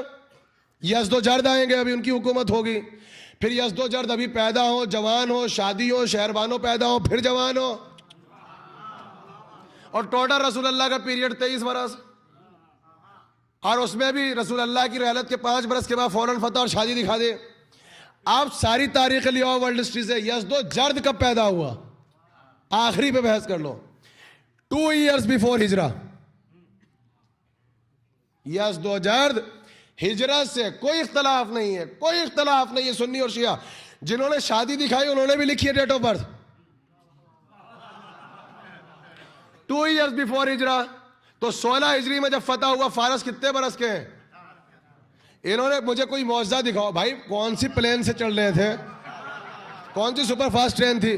18 برس میں پیدا بھی ہو گئے، جوان بھی ہو گئے، شادی بھی کر لی، بادشاہ بھی بن گئے، بیٹی ہو گئی، جوان بھی ہو گئی، کنیزی بھی ہو گئی۔ او بھائی خدا کا رحم کرو، 18 برس میں۔ یہ تاریخ میں آپ کو ایکوریٹ سسٹم بتا رہا ہوں، یہ آپ دیکھ لیجئے۔ تو اس پوری تاریخ کو لکھا کیوں گیا؟ میں بالکل آپ کو ایکوریٹ سسٹم جا کے نکال لینا، آپ جس بادشاہ کا جاؤ ایکوریٹ سسٹم نکالو، کون کس وقت جو ہے مسند حکومت پہ پہنچا، کب پیدا ہوا، کب مرا، سب ہے تاریخ بھائی۔ یزدوجرد کی بیٹی ہیں، 2 سال پہلے پیدا ہوئی ہیں، اور آپ شہربانو ہے ہی نہیں، آپ تو شاہ زمان ہیں۔ شہربانو نام ہے ہی نہیں آپ کا، آپ تو شاہ زمان ہیں، اور وہ گیان بانو ہیں، یہ شاہ زمان ہے۔ شاہ زمان اس لیے کہتے تھے کہ شاہ کہتے ہیں بادشاہ کو یا ملکہ کو، اور زمانہ کہتے ہیں یہ زمانہ، یعنی ملکہ تھی پورے زمانے کی، اور ان کے سر پہ بچپنے سے تاج رہتا تھا، چونکہ ایک بڑے گھر کی بیٹی تھی، بڑی بیٹی تھی، سر پہ تاج رہتا تھا، اس میں ہیرے لگے رہتے تھے، اور ان کو باپ جو ہے وہ شاہ زمان کہتے تھے، شہربانو ہے ہی نہیں ہے، اور ان سے چھوٹی ہے گیان بانو۔ یہ سارا معاملہ اگر آپ مانیں گے تو ایک پرابلم اب آپ کی کمیونٹی میں پڑی ہوگی۔ سب سے پہلے تاریخ میں لکھا تھا زمخشری نے اس واقعے کو، زمخشری نے لکھا ہے۔ اب آپ کے ملک میں بہت بڑی تاریخ لکھی گئی ہے، شبلی نعمانی نے لکھی ہے، اس کا نام ہے الفاروق۔ اب آئیے الفاروق میں انہوں نے دھجیاں اڑا دی زمخشری کی۔ پتہ ہے انہوں نے کیا لکھا ہے؟ شبلی نعمانی جنہوں نے آپ کی عداوت میں کتاب لکھی، وہ کیا کہہ رہے ہیں؟ کہہ رہے ہیں کہ زمخشری مولوی آدمی ہے، اس نے تاریخ کیوں لکھتی، اسے کیا پتا فن تاریخ کسے کہتے ہیں۔ کیا لیجئے، شبلی نعمانی الفاروق میں لکھ رہے ہیں کہ زمخشری کو فن تاریخ کا کیا پتا، وہ تو تفسیر کا آدمی تھا، اسے تو اللہ اللہ کرنا چاہیے بیٹھ گئے، اور کہا وہ اسلامیات کا اسٹوڈنٹ ہے، اسے ورلڈ ہسٹری کا بیچارے کو کیا پتا۔ اب اس نے لکھا، کہتا ہے خدا کے بندو خوف کرو، شہربانوں کی شادی چاہے 1 ہجری میں دکھا دو، ایک طرف تو لکھ رہے ہو کہ 2 برس پہلے ہجرت سے اس کا باپ پیدا ہوا، پھر خود لکھ رہے ہو چوتھے امام 38 ہجری میں پیدا ہوئے، امام حسین 11 برس کے، شہربانو پیدا بھی نہیں ہوئی۔ کہا خدا کا خوف کرو۔ اب جو کانسیپٹ اس نے دیا، قسم خدا کی قیامت ہے، سنیں گے آپ، یہ اس لیے زمخشری نے واقعہ لکھا، اگر کوئی بادشاہ اسلامی مملکت کا کسی ملک کو فتح کر لے تو جو مال آتا ہے اسے کہتے ہیں مال غنیمت۔ یہ فقہ آ جائے گی آپ کی فقہ جعفریہ۔ اور اگر رسول کا اصل وارث اس ملک کو فتح نہ کرے اور غاصب فتح کریں تو جیسے وہ جنگ غاصب اور حرام ہے، مال غنیمت حرام ہے، مال غنیمت کو استعمال نہیں کر سکتے۔ یہ اس لیے کیا گیا کہ اگر علی مال غنیمت میں شہربانوں کو قبول کر لیں تو تاریخ لکھے گی کہ اگر دوسری خلافت حق نہ ہوتی، اگر دوسری خلافت برحق نہ ہوتی اور خلیفہ بلا فضل نہ ہوتے تو مال غنیمت کا جو مال آیا تھا اسلام کی ہر تاریخ میں حرام ہے۔ علی نے استفادہ کیا، استفادہ کرنا دلیل ہے کہ علی نے دوسری خلافت کو حق مانا اور بلا فضل مانا، تو علی مال غنیمت سے فائدہ نہیں اٹھا سکتے، اس لیے لکھا گیا۔ اب سنیے گا ساری تاریخ کیا ہے، تاریخ ہے کیا یہ اصل میں۔ اب ساری تاریخ یہ کہتی ہے کہ اصل میں بالکل صحیح ہے 16 ہجری میں جب فارس پر حملہ کیا اور جناب سلمان فارسی نے پورا واقعہ بیان کیا. ان سے اوتھینٹک تو کوئی راوی نہیں ہے. اب سنیے چند منٹ میں سمیٹیں کہ حملے کی جو رات تھی یزدجرد ان کی 2 بیٹیاں تھیں, شاہ زمان گیہان بانو اور ان کا ایک بیٹا فیروز تھا. اپنے پورے خاندان کو لے کر یزدجرد نے کہا تھا کہ ہم فارس میں رہیں گے اور کوشش کریں گے کہ اپنے ملک کو دوبارہ مستحکم کریں. بڑے بڑے ملک کے بادشاہوں سے ہمارے تعلقات ہیں, تو انہوں نے اپنے قبیلے کو کابل بھیج دیا تھا. یہ سب کابل چلے گئے تھے اور وہاں پر رہے. اور یزدجرد اصفہان چلے گئے, پھر خراسان چلے گئے, پھر مارو چلے گئے, پھر رے میں رہے اور کوشش کرتے رہے کہ حکومت بنے. یہاں تک کہ تاریخ لکھتی ہے کہ ایک زمانہ گزر گیا اور جناب شہربانو بڑی ہوئی ہے کابل میں, اور ان کی بہن بھی اور ان کے بھائی بھی, یہ تینوں افراد کابل کے بادشاہ کے پاس ہیں اور بادشاہوں اور شہزادیوں کی طرح کابل میں رہتے ہیں. کہا یہاں تک کہ جب تینوں خلافتیں ختم ہو گئیں اور یزدجرد نے بھی کہا کہ کسریٰ کے طاق تجھ پہ ہمارا سلام, اور علی نے گورنر بنا کے بھیجا فارس کا حریث ابن جابر جوفی, نامور کریکٹر. ایسے صحابی کی تاریخ سنا رہا ہوں جس پہ اگر آپ کہو گے کہ سند کیا ہے تو آپ کی سند پوچھی جائے. کون ہے گورنر وہاں کا؟ حضرت حریث ابن جابر جوفی, یہ گورنر ہے وہاں کے فارس کے. آپ کب کون سا زمانہ ہے؟ علی کو خلافت ظاہری کب ملی؟ 36 آفٹر ہجرہ, 36 ہجری آ گئی.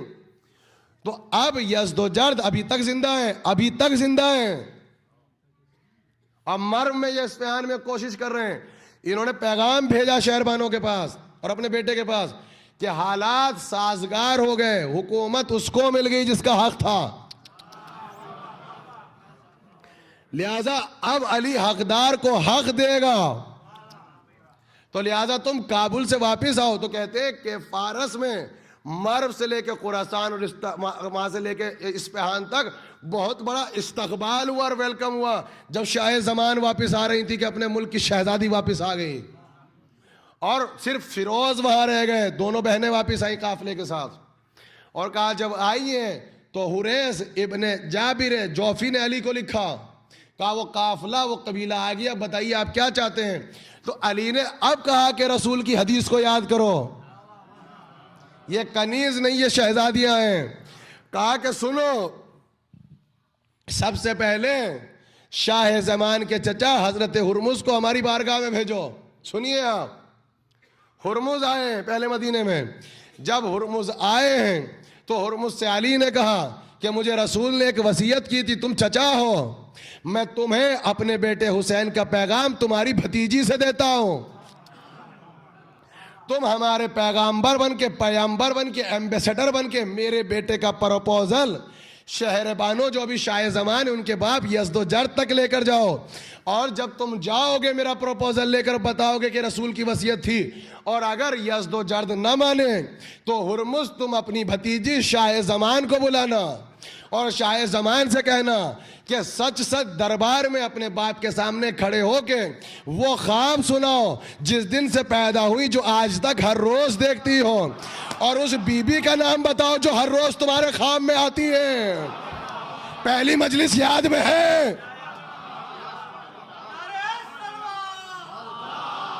سنو, پہلی مجلس یاد میں ہے؟ ابھی تو 4تھی منزل ہے. نرجس خاتون کے خواب میں بھی فاطمہ کو جانا ہے. دیکھیے کہا کہ اگر یزدجرد نہ مانے تو بیٹی کو بلا لینا. ہرمز گئے ہیں, باقاعدہ علی کی طرف سے پروپوزل گیا ہے عزت کے ساتھ, اور جب یزدجرد کے پاس پہنچا ہے تو یزدجرد نے بہت بڑی محفل کی اور کہا کہ اس سے بڑھ کے خدا ہمیں کوئی منصب نہیں دے سکتا کہ میرے گھر کی بیٹی علی کے گھر کی بہو بن جائے. رشتہ آیا ہے. اور اس کے بعد شہربانوں کو بلایا جو ابھی شاہ زمان ہے, میں شہربانوں بچوں کے لیے کہہ رہا ہوں, کہا بیٹی اپنا خواب بیان کرو.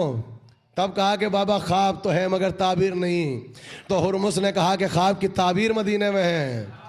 کہا کہ میں ہر روز ایک بی بی کو دیکھتی ہوں اور وہ مجھے روز آنے کے بعد داستان سناتی ہیں, اور ایک شہزادہ ہے جو اتنا خوبصورت ہے کہ میں دن کی روشنی میں اس کی پیشانی میں چراغ کو جلتے ہوئے دیکھتی ہوں, اور وہ اتنا خوبصورت لباس پہنتا ہے کہ جامہ زیبی اس پہ ختم ہو چکی ہے, وہ قد, وہ قامت, وہ پیشانی, وہ آنکھیں, وہ نور. اور کہا میں ہر روز اس بی بی سے کہتی ہوں کہ ایک مرتبہ زیارت تو کرا دو، اور بی بی کہتی ہے ان قریب تمہیں تمہارے خواب کی تعبیر ملے گی، بس انتظار کرو۔ تو ہرمز نے کہا کہ چلو ہمارے ساتھ مدینہ، باپ کی اجازت، حضرت یزدجرد کی اجازت سے لے کے چلے۔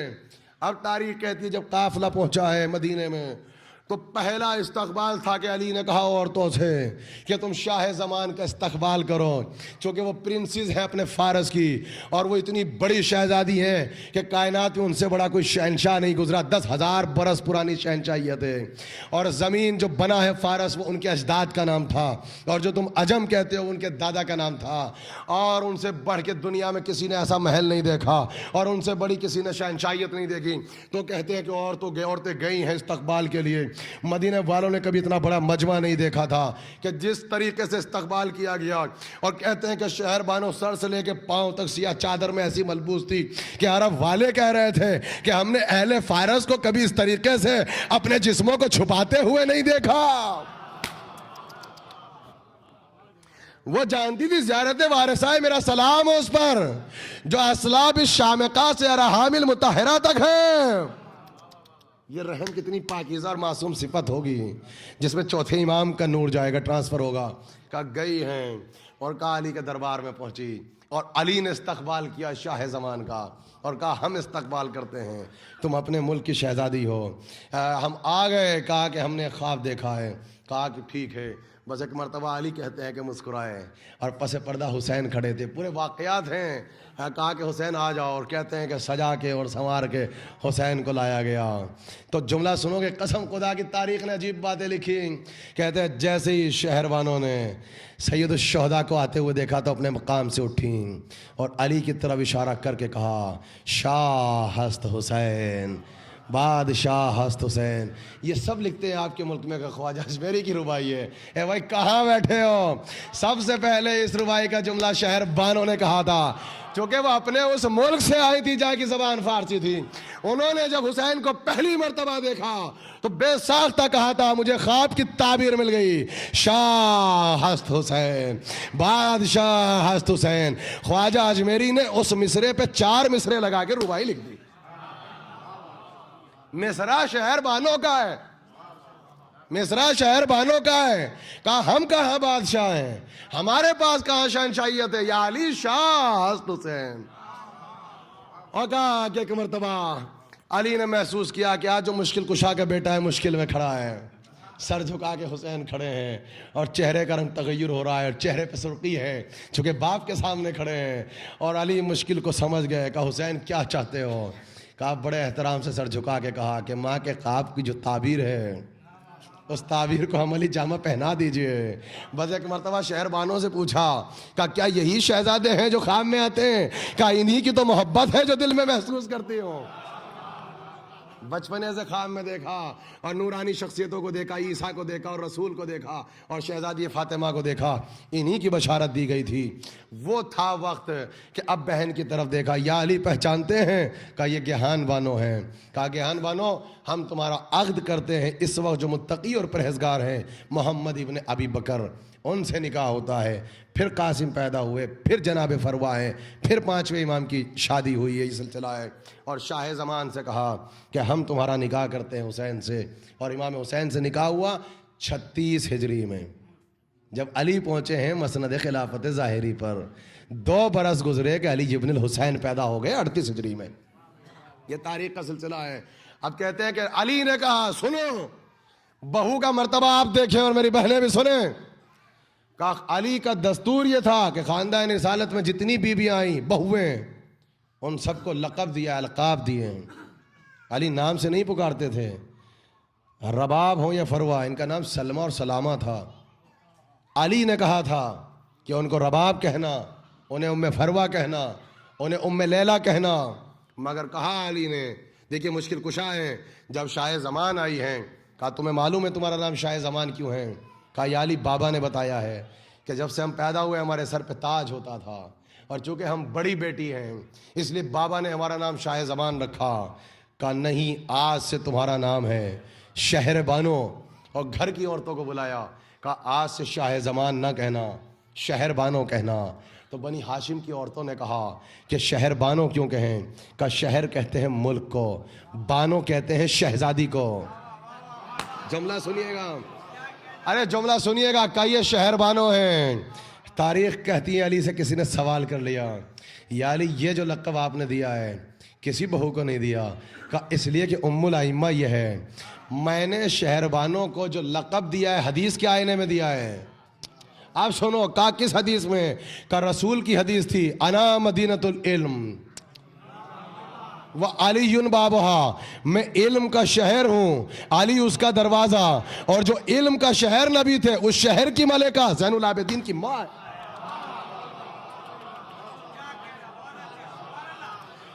رسول کے علم کی شہر کی ملکہ کا نام شہر بانو ہے. کہا وہ شہر ویران تھا ابھی تک، اب مدینہ آباد ہوا ہے جب شہر کی ملکہ آ گئیں. ان کا نام شہر بانو تھا. اچھا، وہ تاریخوں نے جنہوں نے کنیز لکھا انہوں نے صاف لکھا کہ جب حسین کو پروپوزل دیا گیا اور حسین نے قبول کیا تو شہر بانو نے چچا ہرمز سے کہا میں نے 1000 کنیزوں کو آزاد کر دیا. کہ اب جو نکاح ہوا تو پھر چچا سے کہا میں نے 1000 کنیزوں کو آزاد کر دیا. جو کنیز ہو 1000 کنیزیں کہاں سے آ گئیں؟ اس کے بعد کہتی ہے، اب سنو گے آپ جملہ، قیمتی جملہ ہے، سنیے. مسلمان بھی لکھ رہے ہیں، اغیار بھی. کہا جب وقت ہو جاتا ہے اور اس بیت الشرف کی طرف چلی جو فاطمہ کی چوکھٹ تھی، اور جیسے حسین نے کہا شہر بانو یہ ماں زہرا کی چوکھٹ آ گئی، تو کہتی ہے ہر قدم پہ ایک کنیز ایک غلام، ہر قدم ایک کنیز ایک غلام. سب سے آخر میں ایک کنیز بچی، اس نے قدموں پہ سر رکھ دیا، سب کو آزاد کرنا، مجھے آزاد نہ کرنا. یہاں بھی مس انڈرسٹینڈنگ ہے. آپ سمجھتے ہیں وہ حسین کی کنیز ہے، کہاں سے لے آئے؟ شہر بانو کی اس کنیز کا نام ہے شیری. یہ جو مرثیہ پڑھتے تو ایرانی لفظ ہے شیری. یہ امام حسین کی کنیز کہاں سے آ گئی اور عرب میں کہاں سے شیری آ گیا؟ یہ ہیں وہ شیری جس نے کہا تھا کہ شہر بانو آپ سب کو آزاد کر سکتی ہیں، چونکہ جو آپ نے خواب دیکھا تھا اس خواب میں ہم بھی تھے، اس خواب میں ہم بھی تھے. صرف فاطمہ کے ساتھ فضہ نہیں ہیں، شہر بانو کے ساتھ شیری ہیں. کنیزیوں کا تو مرتبہ یہ ہے. کہا کہ چونکہ میں چاہتی ہوں کہ زین العابدین جو پیدا ان کو میں پالوں، تو ساری کنیزوں کو، سارے غلاموں کو آزاد کیا. شہر بانو نے چونکہ بچپنے سے شیری ساتھ رہتی تھی اور بچپن کی سہیلی بھی تھی تو جناب شیری کو آزاد نہیں کیا، اپنے ساتھ رکھا. اور تاریخ کہتی ہے کہ 36 ہجری میں شادی ہو گئی. اب جملہ سنیے گا، بڑی جلدی زحمت تمام کر رہا ہوں. کہ 38 ہجری آ گئی. وہ اکیلا امام ہے کہ جب پیدا ہوا تو علی زندہ ہے، علی زندہ ہے. علی کی گود میں سجاد ہے، سجاد ہے. سنیے آپ کیسی بی بی ہیں. تاریخ کہتی ہے کہ جب سید سجاد کی ولادت ہوئی، ابھی کوئی نام نہیں ہے، تو شہر بانو نے ہاتھ جوڑ کے امام علی مقام سے کہا، آقا حسین سے کہا میرے والی و وارث حسین کا علی کا مجھ پہ ایک احسان ہے. اللہ اکبر. مجھ پہ علی کا ایک احسان ہے، ہم بدلہ نہیں اتار سکتے، ہم علی کو خوش کرنا چاہتے ہیں. سنو آپ، خوش کرنے کا وسیلہ سنیے. کہا چاہتی کیا ہو؟ کہ اگر میرا بیٹا پیدا ہو، یا تو وقت اس وقت کہا جب پیدا ہو گئے ہونے والے تھے، کہ اگر بیٹا پیدا ہو اور ہم زندہ نہ ہوں تو میرے بیٹے کا نام علی رکھنا. اگر علی کو خوش کرنا چاہتی ہیں بہویں، بیوی تو چھوڑو. تو وصیت کیا تھی امام حسین سے؟ کہا اگر ہم زندہ نہ رہیں تو میرے بیٹے کا نام علی رکھنا، چونکہ علی کا مجھ پہ احسان ہے. تاریخ کہتی ہے امام حسین نے تو کچھ نہ کہا، سجاد پیدا ہوئے، شہر بانو کے سامنے علی کو بلا لیا. کہا بابا یہ کہتی ہیں کہ میرے اس بیٹے کا نام علی ہو. کہتے علی مسکرائے اور آسمان کی طرف دیکھا. کہا شہر بانو سر تو اٹھاؤ. اب جو سر اٹھایا کا وہ دیکھو، لوہے محفوظ پہ اس بچے کا نام علی رکھا ہے. کیوں؟ جب حسن اور حسین پیدا ہوئے، جب رسول نے پوچھا نام کیا ہے، کہا آپ پہ سبقت نہیں کر سکتے. کہا ہم اللہ پہ نہیں کر سکتے، لوہے محفوظ پہ جو امام پیدا ہوتا ہے اس کا نام پہلے سے تھے. جو بی بی زمین پہ بیٹھ کے لوہے محفوظ کو پڑھتی ہو، آپ اسے کنیز کہتے ہو؟ آپ اسے کنیز کہتے ہو؟ جس کا مرتبہ یہ ہو، جس کے رحم میں 9 ائمہ کا نور ہو، ایک کا نہیں، جس کو علی ام الائمہ کہیں. کہا کہ اس کا نام علی رکھنا. علی رکھا گیا. اور عجیب کیفیت ہے، اب سید سجاد کھڑے ہیں ابن زیاد کے دربار میں، دیکھیں وقت تمام ہو رہا ہے، اور کھڑے ہو کے ابن زیاد نے کہا، ایک روایت اس دن پڑھی، آخری روایت، کہا کہ یہ بتاؤ سید سجاد کہ تم بڑے ہو یا علی اکبر؟ شہر بانوں کا مرتبہ سنیں آپ، کہا تم بڑے ہو یا علی اکبر؟ تو کہا میں بڑا بیٹا ہوں، علی اکبر چھوٹا ہے۔ کہا کہ تمہاری ماں کو کیا ہو گیا تھا کہ تمہارا نام رکھا ہے علی؟ اللہ اکبر، کبھی سوچئے آپ، چھوٹے کا نام رکھا علی اکبر، جو جواب دیا جواب کے لیے کافی ہے۔ تو سید سجاد بھی کہتے ہیں اب سمجھ میں آیا کہ ماں کیا تھی، کہتے ہم پہچان گئے ماں کیا تھی۔ کہا کیا ہوا؟ کہا جب میں پیدا ہوا تو ماں نے دیکھا کہ علی زندہ تھے، کہا بھلا علی کے ہوتے ہوئے ہمارے گھر میں کوئی علی اکبر ہو جائے؟ نہیں پہنچے۔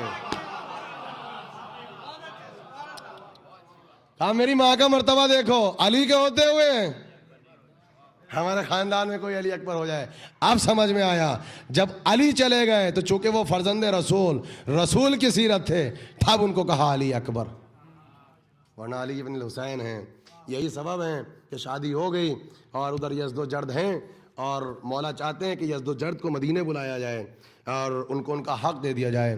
تو اب جناب امام حسین سے کہا مولا علی نے کہ بیٹا ہم یہ چاہتے ہیں کہ کوفے سے تم شہر بانو اور سید سجاد کو لے کر فارس واپس جاؤ، اور جا کے تم اپنے سسر سے ملو، اور اپنے بیٹے کو اس کے نانا سے ملاؤ، اور بیٹی کو ماں سے ملاؤ، اور اس کے بعد ہم یہ چاہتے ہیں کہ ہم پیغام بھیجتے ہیں تو وہ آ جاتے ہیں، مگر ہم چاہتے ہیں کہ بیٹی لے کر آئے عزت کے ساتھ، ہم چاہتے ہیں کہ شہروانوں کو لے کر جاؤ۔ تو جناب شیرین کو ساتھ لیا، جناب شیرین کو، اور یہ امام حسین کا پہلا سفر ہے سرزمین عرب سے باہر کہ آپ کے علاقے میں آئے، خلیج فارس میں آئے۔ پہلی مرتبہ آپ کا امام جو آیا ہے وہ آپ کے تیسرے امام ہیں، جو امام رضا سے پہلے آپ کے ملکوں کی سرحدوں میں آئے ہیں۔ کہا کہ پہنچے ہیں شہر رے میں، شیری ساتھ میں، اور کہا شہر بانو جب رے کو دیکھتی تھی اور تہران کو دیکھتی تھیں تو رقت طاری ہو گئی اور روتی جاتی تھیں کہ یہاں ہماری حکومت تھی، یہاں ایسے ہوتا تھا، 36 برس کے بعد اب جا کے 28 برس کے بعد اب ہمیں ہمارا حق مل رہا ہے۔ اور کیا کہنا علی کا کہ علی وسیلہ بن رہے ہیں کہ وہ اپنے باپ کو دیکھیں۔ کہتے ہیں کہ جب رے میں پہنچی ہیں اور چاہتی تھی کہ اپنے باپ سے ملاقات کریں تو قاصد جو پہلے گیا تھا وہ آیا، اور اس نے کہا کہ وہاں پہ جو اسفندیار تھا، جو بنی امیہ کا بچا ہوا کوئی شخص وہاں پہ موجود تھا، وہ یزد و جرد کو پہچان گیا اصفہان میں، اور اس نے آپ کے بابا کو قتل کر دیا، اور آپ کے باپ کی لاش وہاں پر پڑی ہوئی ہے، اور بنی امیہ کے بچے کچھ افراد جو ہیں وہ آپ کے بابا کے لاشیں کی تشہیر کر رہے ہیں، کہہ رہے ہیں کہ چونکہ سید سجاد بہت چھوٹے تھے، شہر بانو بہت علیل تھی، بہت کمزور تھی، اس مقام پہ پہنچی تھی، ابھی شہر بہت دور تھا، غلام نے آ کے بتایا تھا کہ جہاں پر صرف چٹیل میدان تھا، پہاڑیاں تھیں، آس پاس کوئی آبادی وہاں پہ موجود نہیں تھی، وہاں جا کے بیٹھ گئیں، اور بیٹھنے کے بعد وہاں رونا شروع کیا، اور اپنے باپ پہ اتنا گریہ کیا کہ جسم سے روح پرواز کر گئی۔ امام حسین علیہ السلام نے اپنے غلاموں کو ساتھ لیا، وہیں پر قبر بنائی جناب شہروانوں کی، اور کتبہ لکھا، خود لکھا کہ یہ ہماری، جناب امام حسین کہتے ہیں یہ میری شریک حیات پہلی بیوی ہیں، اور یہ سید سجاد کی ماں ہے، اس لیے ان پہاڑیوں کے درمیان پہ آپ کا مزار بنا، آپ کا روضہ بنا۔ اور پھر جناب شیرین ضد کر رہی تھیں کہ ہم یہ چاہتے ہیں کہ اس مزار پہ بیٹھیں، مگر حکم امام حسین تھا کہ تمہیں شہروانوں کی وصیت، ہماری زوجہ کی وصیت یاد ہے، ہمارے ساتھ چلو، چونکہ تم نے کنیزی کو اس لیے نہیں چھوڑا کہ تم اس بچے کو پالنا چاہتی ہو۔ تو شیرین نے زین العابدین کو اپنی گود میں لے لیا، اور جیسے جناب فضہ نے جناب فاطمہ کے بعد امام حسین کو پالا تھا، بالکل وراثتیں ٹرانسفر ہوئی۔ جناب شیرین جن کا ہم مرثیے میں تذکرہ کرتے ہیں اور بہت روتے ہیں، انہوں نے سید سجاد کو پالا ہے۔ اب یہ قافلہ پہلے کوفے آیا ہے، مولا کی شہادت ہو گئی 40 ہجری میں، پھر یہ قافلہ واپس مدینے آیا، اور وہ کیفیت آ جاتی ہے کہ جناب شیرین کے لیے امام حسین ضد کرتے ہیں کہ اب سید سجاد بڑے ہو گئے، ہم یہ چاہتے ہیں کہ تمہیں آزاد کیا جائے اور تمہاری شادی ہو۔ اب دیکھو مطلب اس کنیز کا مرتبہ دیکھو، وہاں تو شہربانوں کنیز دے رہے ہیں، اب یہ بھی کنیز نہیں ہے چونکہ اتنی بڑی شہزادی کی کنیز ہے، تو کہا کہ کوفے کے پاس جو وہ علاقہ ہے، وہاں کا جو سردار قبیلہ ہے، جو بادشاہ ہے، وہ تم سے عقد کرنا چاہتا ہے، یہ شہربانوں کی کنیز ہے۔ اور جب مولا امام حسین کا اصرار بڑھا اور آپ نے ضد کی اور حکم دیا، تو شیرین نے کہا کہ ٹھیک ہے ہم عقد کرتے ہیں، مگر ہماری ایک شرط ہے کہ مولا ایک دن ہمارے گھر مہمان بن کے آپ ضرور آئیں گے، اور ہم نے یہ سنا ہے کہ جو ہمارا ہونے والا شوہر ہے وہ پہاڑی پہ ایک محل بنا رہا ہے، تو ہمارے شوہر کو آپ پیغام دیں کہ اس محل کا نقشہ ہم خود بنائیں گے۔ کہا شیریں یہ پیغام کیوں دینا چاہتی ہو، کنڈیشن کیوں رکھنا چاہتی ہو؟ کہا کہ ہم نے فارس میں شہربانوں کا محل دیکھا تھا، اور کیسے حجرے میں کیسے محل میں شہربانوں رہتی تھیں۔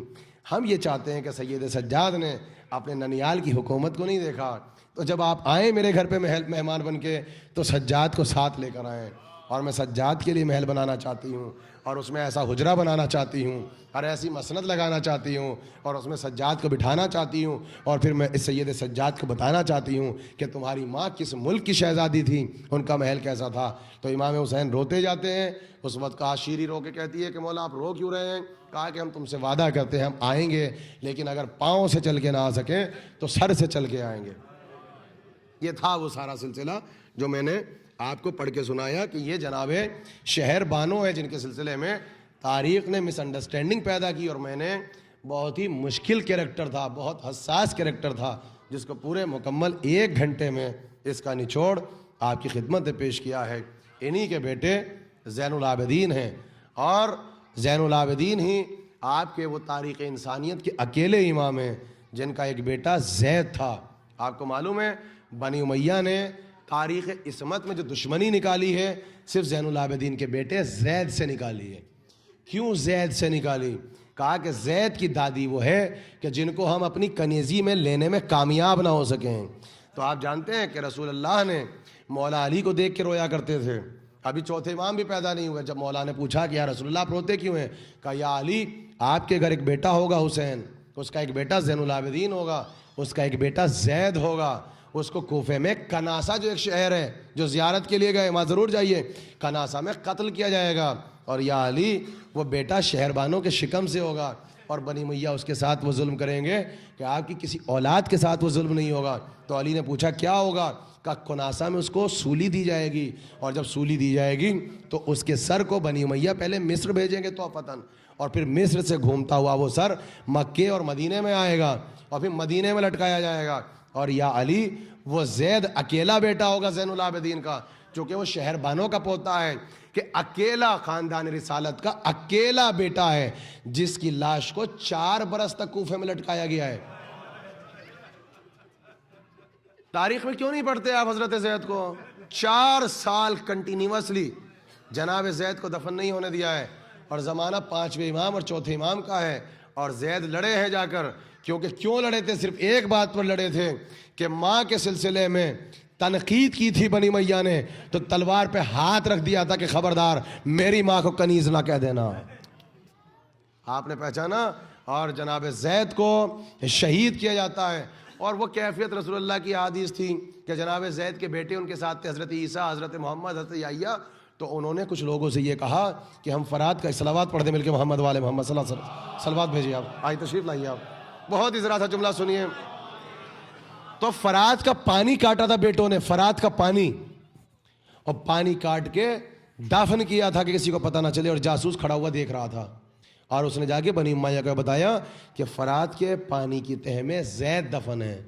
تو پھر پانی کاٹا گیا، اور وہاں سے امام زین العابدین کے یہ بڑے بیٹے ہیں زید، ان کی میت کو، ان کے لاشوں کو نکالا گیا، اور اس کے بعد آپ کے سر کو کاٹا۔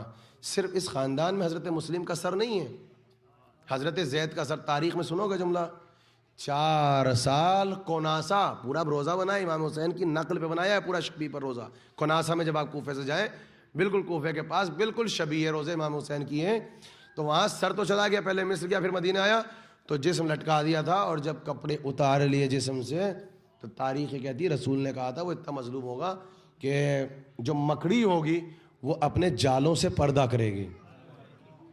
دیکھیے رسول کا کیسا وارث ہے زید، وہاں بھی مکڑی نے حفاظت کی تھی، تو یہاں یہ اہانت اور توہین کرنا چاہتے تھے بنی امیہ شہربانوں کے بیٹے حضرت زید کی، تو مکڑی نے چالا بنا ہے، اور جالے کے ذریعے پہلی مرتبہ مکڑی کا جالا لباس بنا ہے حضرت زید کا، اور اس طریقے سے آپ کی حفاظت کی گئی۔ اس کے بعد میں جب یہ دیکھا کہ لوگ آتے ہیں اور حضرت زید سے دعا مانگتے تھے، تو جو منت مانتا تھا وہ پوری ہو جاتی تھی، جو زید کو واسطہ دیتے تھے شہربانوں کا منت پوری ہو جاتی تھی، تو وہاں جب میں غفیر لگنے لگا تو بنی امیہ کو ڈر ہوا کہ ہم نے جو ان کو لٹکا رکھا ہے کناسہ میں، یا حکومت کا تختہ الٹ جائے گا، اس لیے پھر کہا کہ اٹھا کے ڈال دو کہیں پر ان کی میت کو، تو لے جا کے ایک کوڑے پہ رات میں میت ڈال دی گئی، اور تب کچھ چاہنے والے خفیہ طریقے سے آئے اور آ کے حضرت زید کو اٹھا کے لے گئے اور حضرت زید کو وہاں پہ دفن کر دیا۔ لہٰذا شرط ہے کہ جب کربلا جاؤ اور کوفہ علی کے روزے پر جاؤ تو تعزیت دینے کے لیے کوناسا میں حضرت زید کے روزے پر ضرور جاؤ۔ واحد بیٹا ہے کہ جس کے روزے پر جب جاؤ گے تو صاف لکھا ہوا ہے زید ابن علی ابن الحسین حلیف القرآن، یعنی یہ وہ ہے جو قرآن کا ساتھی ہے، اس کی نسوں میں قرآن تھا، اس کی رگوں میں قرآن تھا، یہ حضرت زید ہے۔ اور امام چھٹے امام کے جب پتہ چلا کہ زید کو ایسے مارا تو سر سے امامہ اتارا اور ایک جملہ کہا کہ قسم خدا کی زید اتنے شجاع تھے، چوتھے امام کے بیٹے، کہتے ہیں خاندان بنی ہاشم میں اگر حسین کے بعد کربلا کے بعد کوئی لڑا ہے تو کوفے میں زید لڑے ہیں، اگر کوئی لڑا ہے تو صرف زید لڑے ہیں۔ تو یہ میں نے اس تاریخ کو کمپائل کر کے آپ کو سنایا کہ شہربانوں کی تاریخ کی اہمیت کیا تھی۔ چونکہ جناب شہربانوں کو کنیزی میں نہیں لے سکے تھے، اس لیے بدلہ بنی امیہ نے حضرت زید سے لیا ہے۔ آج بنی امیہ ختم ہو گئے، زید کا روزہ بھی باقی ہے، قبر بھی باقی ہے، ان کا نوحہ بھی باقی ہے، ان کی نسل بھی باقی ہے، ان کے عزادار بھی باقی ہیں۔ صلوات پڑھ دو مل کے محمد والے، بس عزیزو۔ مجلسی اعتبار سے یہ مجلس بہت خشک رہی، پورے عشرے کی خشک ترین مجلس رہی، مگر میں نے دونوں سینٹر سے صرف ایک میسج دیا اس شخص کو ڈائریکٹلی اور انڈائریکٹلی جس نے پرسوں کی مجلس میں 9 محرم میں بہت اوپنلی کہا کہ علی نے سوائے جناب زینب اور جناب ام کلثوم اپنی بیٹیوں کی شادی فلاں فلاں جگہ پر کی، اور علی نے جناب ام البنین نے اپنے 4 بیٹوں میں حضرت عباس کو چھوڑ کے اپنے 3 بیٹوں کے نام یہ رکھے، یعنی کسی اور زوجہ کا حوالہ دیتے تھے تو الگ تھا، کم سے کم ام البنین کا تو نہ دیتے، جس نے ہمیشہ اپنے آپ کو کنیز فاطمہ کہا۔ تو اس لیے یہ موضوع اہم تھا کہ جب تک آپ ان کی ازواج کو نہیں پڑھیں گے، ان کی امہات کو نہیں پڑھو گے، جتنے کربلا کے انصار ہیں ان کے قبیلوں کو نہیں پڑھو گے، ان کی تاریخ کو نہیں پڑھو گے، ان کے سٹیٹس کو نہیں جانو گے، تو تاریخ کربلا سمجھ میں نہیں آئے گی۔ آج میں نے اپنے موضوع کو جناب شہربانوں اور حضرت زید پہ آ کے روک دیا۔ کبھی انشاءاللہ اگر اللہ نے حیات دی، شہزادی نے چاہا اور اگر حاضر ہوا تو انصار حسینی کا جو پورا ایک سلسلہ ہے، ان کے خاندان کا سلسلہ ہے، اس کو تبرکاً آپ کی خدمت میں پیش کروں گا۔ بھائی یہ تو تھی مجلس، اب مجھے آپ سے صرف 2 منٹ چاہیے اور اس کا تعلق مجلس سے نہیں ہے، اس کے بعد میں مختصراً مصائب پڑھ کے وقت میں اپنے مجلس پڑھ کے اتر جاؤں گا۔ یہ جو آج آخری مجلس ہوتی ہے یہ اصل میں ہمیں علماء نے ایک طریقہ سکھایا ہے، اور آج میں ایک حقیقت کا اظہار کر دوں کہ ہم نے علماء سے تو کم سیکھا ہے، 10 سال یا 12 برس، یہ جو بزرگ بیٹھے ہیں ان سے زیادہ سیکھا ہے۔ یہ حقیقت بیانی ہے اس ممبر سے، ٹرانسفر آپ کے ذریعے ہوا۔ تو پوری دنیا میں عالمی پیمانے پر اس آخری مجلس میں آپ جہاں چلے جائیں اس مجلس میں، چونکہ ہمارے یہاں خطابت کی بھی ایک تاریخ کمپائل ہوئی ہے، عزاداری کی بھی ہے، ممبر کی بھی 7 تاریخ پڑی، تو اس مجلس میں ان افراد کا شکریہ ادا کرتے ہیں علماء تفصیل اور وضاحت کے ساتھ کہ جو افراد کچھ پس پردہ ہوتے ہیں اور ان کی محنتیں ہوتی ہیں، اور ان کی محنت کا رنگ یہ ممبر پر ہوتا ہے کہ 12 دن اس طریقے سے عزاداری کا کارواں قیامت تک جن کے دوش پہ سوار ہو کے بڑھے گا، اس میں کچھ افراد ہوتے ہیں۔ تو نہ مجھے کسی کو ڈسہارٹ کرنا ہے، نہ مجھے کسی کو خوش کرنا ہے، یہ علماء کی بھی تہذیب اور روایت رہی ہے اور قبلہ بیٹھے ہیں، اور ہمارے جو بزرگ ہیں ان کی روایت و تہذیب ہے، اور میں تہذیب عزاداری کو پامال نہیں کر سکتا۔ لہٰذا میں بڑے ہی اختصار کے ساتھ اپنے ٹوٹے پھوٹے الفاظ کو وسیلہ بنا کے سب سے پہلے شکر گزار ہوں بہت ہی شفیق اور مہربان، نہ کہ صرف اٹلانٹا کے بلکہ ہمارے نارتھ امریکہ کے مرکز عالم دین۔ میں نے آج خصوصیت سے 5 منٹ وہاں پر بھی آپ کا شکریہ اس سینٹر میں کیا آپ کی غیبت میں، کہ ہمیں رسول کی وہ حدیث یاد ہے کہ اللہ اگر کسی قوم سے خوش ہو جاتا ہے ان کے کردار سے، ان کے عمل سے، تو ان کے درمیان کسی عالم حق کو بھیج دیتا ہے۔ تو اصل میں بہت ہی ٹوٹے پھوٹے الفاظ میں، بہت ہی ٹوٹے پھوٹے الفاظ میں، بخدا میں سب سے بہت کم علم انسان ہوں اور ایک ادنا سا طالب علم ہوں، اور میں آپ کے سامنے بیٹھا ہوں، میں آپ کا شکریہ ادا کرتا ہوں کہ واقعاً آپ اس قابل نہیں ہیں کہ آپ کے پیچھے ہم 2 رکعت نماز پڑھیں۔ آپ کا مرتبہ خود ہمیں علمی اعتبار سے جانتے ہیں کہ اس قابل ہیں یہ قوم اور ہم کہ آپ اکیڈمی کھولیں اور طلباء آپ سے استفادہ کریں. یہ اس قسم کے اس کیلیور کے علماء آپ کے سینٹر میں اور آپ کی جماعت میں ہیں، اور آپ خوش نصیب ہیں کہ میں نے یہاں نہیں آپ جہاں سے آئے ہیں وہاں کی تاریخ میں بھی دیکھا کہ ایک عالم کو آپ اس قدر کی نگاہ سے دیکھتے ہیں کہ زندگی گزر جاتی ہے ایک عالم آپ کے ساتھ رہتا ہے. یہ سلسلہ ہم نے آپ کی جماعتوں میں بہت کلوز جا کے دیکھا ہے. تو آپ کے شکر گزار ہیں، اور خدا آپ کا سایہ اس کمیونٹی پر اور آپ کی فیملی اور بچوں کے سروں پر اسی طریقے سے قائم و دائم فرمائے. اور جس طریقے سے آپ کا پورا خانوادہ علماء کی خدمت کرتا ہے اور ہمیں کمفرٹ دیتا ہے، بخدا ہمارے پاس جو ہے یہ عقیدت کا نہیں بلکہ شرافت کا تقاضا ہے کہ ہم آپ کا شکریہ ادا کریں. اس کے ساتھ ساتھ بڑی ناانصافی اور ظلم ہوگا کہ میں قبلہ کے ساتھ ساتھ ان والنٹرز کا شکریہ ادا نہ کروں. دیکھیے میری مجلس کے بعد جو ایک روایت ہے، جو ہمارے ٹرسٹی ہیں وہ یہاں پر آئیں گے اور آپ کے ان کا شکریہ ادا کریں گے، اور مجھ سے بہتر ظاہر سی بات ہے کہ وہ آپ کو جانتے ہیں اور پہچانتے ہیں. میں صرف روایت باقی رکھ رہا ہوں کہ ہم بڑے کمفرٹیبل طریقے سے یہاں بیٹھ کے مجلس سن رہے تھے، لیکن ہم سب کو جو ایک کمفرٹ دیا یہ ہمارے والنٹرز ہیں، چاہے وہ 8 اور 9 کے اسپیشلی وہ تاریخ کہ جب سردی اتنی زیادہ تھی کہ اکثر لوگ امام باڑوں کو بائی پاس کر دیتے نہیں آتے، اور وہ سردی میں ٹھٹر رہے تھے اور آپ کی گاڑیوں کو پارک کرا رہے تھے.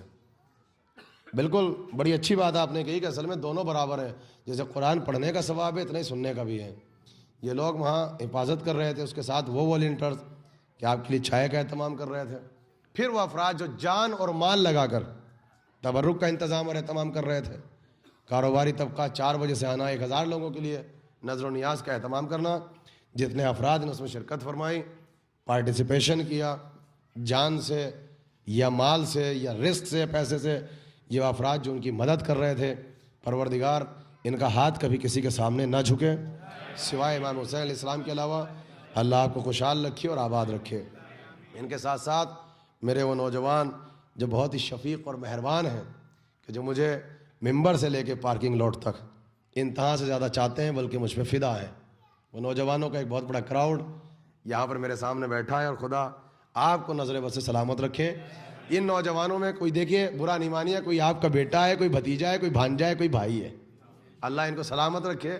ان کی سلامتی میں آپ کی سلامتی. مولا کہتے ہیں یہ نوجوان بال اور پر کی حیثیت رکھتے ہیں، اگر بال اور پر نہ ہوئے تو کمیونٹی پرواز کیسے کرے گی. تو ان نوجوانوں کی اہمیت ہے، اور بخدا یہ بہت چاہتے ہیں، بڑا کوپریشن ہے. خصوصیت سے وہ افراد جو مجھے وقت پہ یہاں لے کر آتے ہیں تاکہ ٹرسٹی افراد مجھے غصے سے نہ دیکھیں اور مجلس سے ڈسٹرب نہ ہو. وہ مجھے وقت پہ لا کے 20 منٹ پہلے بٹھا دیتے ہیں اور پھر میری عبادت میں مجھے شریک کرتے ہیں کہ میں مرثیہ سنتا ہوں. چونکہ اگر میں مرثیہ نہ سنوں مجھ سے مجلس نہیں پڑھی جاتی، میں مجلس وہاں سے لیتا ہوں. تو میں ان افراد کا شکر گزار ہوں. اور خصوصیت سے اس سینٹر کی تاریخ، میری ماں اور میری بہنیں عزاداری میں اتنا ہی کنٹریبیوشن ہے جتنا کنٹریبیوشن آپ کا ہے. اس خشک موضوع میں، اتنے مشکل سبجیکٹ میں ایسے سناٹا تھا ادھر کہ اگر سوئی گر جائے تو پتہ چل جائے، جبکہ سب کی آغوش میں بچہ ہے، بخدا بچہ ہے. اور میرے خیال سے اگر ان کا کوآپریشن اور تعاون میرے ساتھ نہ ہوتا تو مجلس کا یہ سبجیکٹ ڈسکس کرنا اس ممبر سے آسان نہیں تھا. وہ افراد جو بڑی شدت سے نوحہ خوانی کرتے ہیں، یہاں پر سوز پڑھتے ہیں اور سلام پڑھتے ہیں، خدا ہمیشہ آپ کو اس معاشرے میں عزت اور سلامتی عطا فرمائے. اور وہ افراد اگر ابھی بھی ایمیگریشن کے مسائل میں مبتلا ہیں، حضرت زید علیہ السلام کے وسیلے سے اور جناب رباب سلام اللہ علیہ کے وسیلے سے جو جہاں جہاں سکونت اختیار کرنا چاہتے ہیں، اللہ ان سب کی اور ہماری حفاظت فرمائے، اور آپ سب کو اور ہمیں قید و مشقت سے محفوظ فرمائے. اور جو قید و مشقت میں مبتلا ہیں بے حق کے حضرت موسیٰ ابن جعفر علیہ السلام، اللہ انہیں حضرت زید علیہ السلام کے صدقے سے قید و مشقت سے جلد از جلد رہائی عطا فرمائے. میرے بزرگ بیٹھے ہیں 11:30 پونے 12 بجے، چاہے کرسی پہ بیٹھے ہیں چاہے ٹیک لگا کے بیٹھے ہیں، یہ ہاتھ اٹھا کے مجھ جیسے ادنا طالب علم کی صرف حوصلہ افزائی فرماتے ہیں. باخدا میں نے ایسا کچھ نہیں پڑھا کہ آپ کے علم میں اضافہ ہو جو کرسیوں تک پہ بیٹھے ہیں، بس محبت میں اضافہ ہوا ہوگا. جتنا میرا سن نہیں ہے اتنی آپ نے مجلسیں سنی ہے، جتنی میری عمر نہیں ہے آپ نے اتنی روایتوں کو اتنی کتابوں کو پڑھا ہے. تو آپ کے رزق علم میں شاید اضافہ نہ ہوا ہو لیکن رزق ولایت میں اضافہ ضرور ہوا ہوگا. خدا آپ کو سلامت رکھے۔ اور آخر میں جو ہمارے تمام علماء کی روایت ہے اور جو عزاداری کی روایت ہے، چونکہ وہ ناانصافی بھی ہیں اور شہزادی فریاد کریں گی، وہ افراد ہیں یہاں پر جن کی محنتوں کا ثمر ہم سب ہیں، اور وہ ہوتی ہے کسی بھی قوم کی آرگنائزنگ کمیٹی۔ میں نے سب سے آخر میں اسی لیے کہا، اور وہاں کے ٹرسٹی، اسی سے ایگزیکیوٹیو کمیٹی ہے، اسی سے کسی قانون کو نافذ کیا جاتا ہے۔ دیکھیے ہم ممبر پر آتے ہیں، بہت بڑا مرتبہ ہے، لیکن جب کسی اصول کو فالو کرنے کی بات آتی ہے، ایڈمنسٹریشن کو فالو کرنے کی بات آتی ہے، تو سب سے پہلے ممبر پر آنے کے بعد ہم اس ایڈمنسٹریشن کو پامال نہیں کرتے بلکہ اس کا احترام کرتے ہیں، اور اسی کا نام انسانیت ہے، اسی کا نام شرافت ہے۔ جتنا آپ احترام دیں گے، جتنا آپ آرگنائز کریں گے، جتنا آپ اصول کو، قوانین کو، کانسٹیٹیوشن کو فالو کریں گے، ہمارے سینٹر، ہمارے ادارے ترقی کریں گے۔ وہ ٹرسٹیز کچھ جو مسلسل درمیانے سال مجھ سے رابطے میں رہتے ہیں اور بڑی محنتیں کرتے ہیں تاکہ میں سلپ نہ کر جاؤں اپنے وعدے کو، حالانکہ میں وعدے کی وفا کرتا ہوں، لیکن ان کی بڑی محنتیں اور کاوشیں ہیں، وہ یہاں پر نہیں ہیں، اس وقت کربلا میں ہیں یا راستے میں۔ مولا عزت اور احترام اور سلامتی کے ساتھ ان کو اپنے، ان کے بیوی اور بچوں سے واقع ملا ہے۔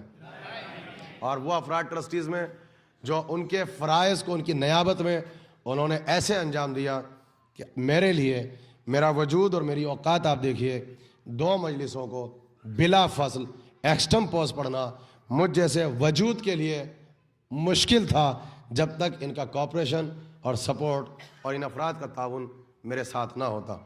انہوں نے بخدا اس ممبر رسول پہ بیٹھا ہوں، جس حد تک یہ میری حوصلہ افزائی کر سکتے تھے، عزت دے سکتے تھے، کمفرٹ دے سکتے تھے اور سکون کے ساتھ مجھے وقت دے سکتے تھے، ان کی حوصلہ افزائی میرے ساتھ ساتھ رہی۔ میں ان افراد کے لیے اتنا کہوں گا کہ آپ اس گھر کو آباد کرتے ہیں، شہزادی آپ کے گھروں کو آباد رکھے۔ آپ اس گھر کو روشن رکھتے ہیں، فاطمہ زہرا آپ کی دنیا اور آخرت کو روشن رکھیں۔ اور آپ تمام افراد کے لیے، قبلہ کے لیے، ٹرسٹیز بیٹھے ہوئے ان کے لیے، میری ماں اور بہنوں کے لیے جتنا بلند تر صلوات آپ پڑھ سکتے ہیں، مل کے محمد اور آل محمد پر بلند تر صلوات۔ بس یہ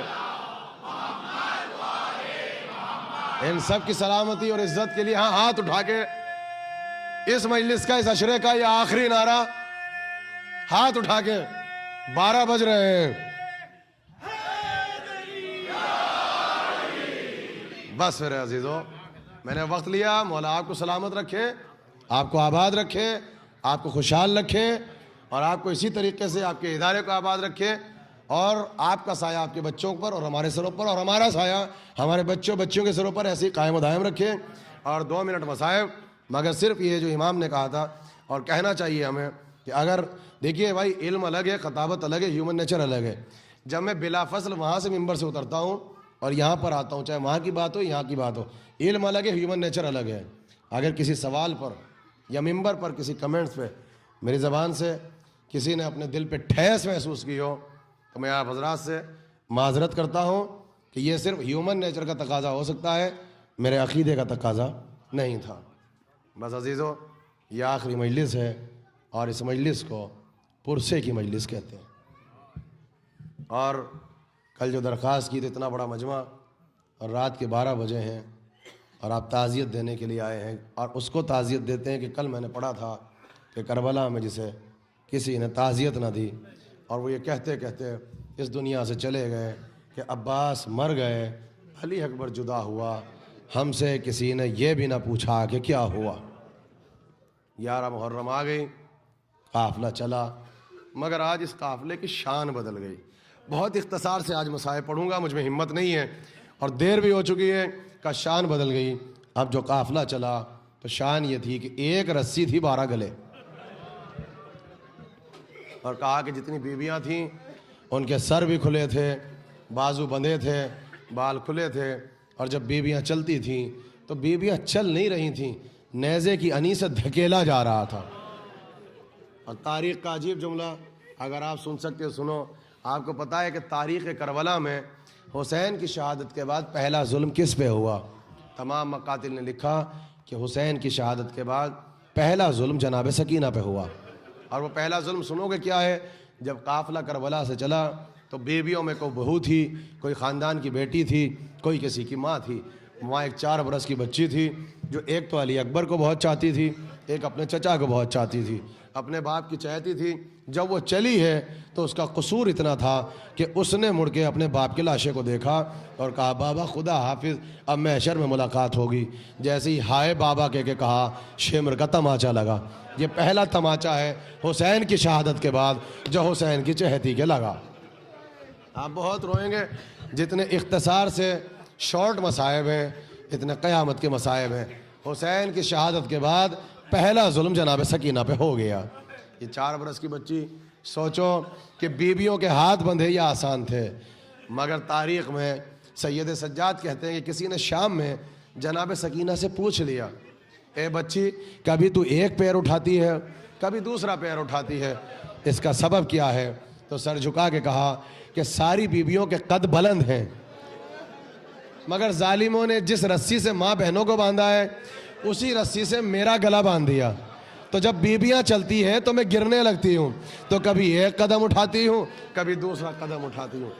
کربلا کی یہ مظلوم بیوی ہے کہ یا ایسا ظلم فاطمہ پہ ہوا یا ایسا ظلم 4 برس کی بچی پہ ہوا.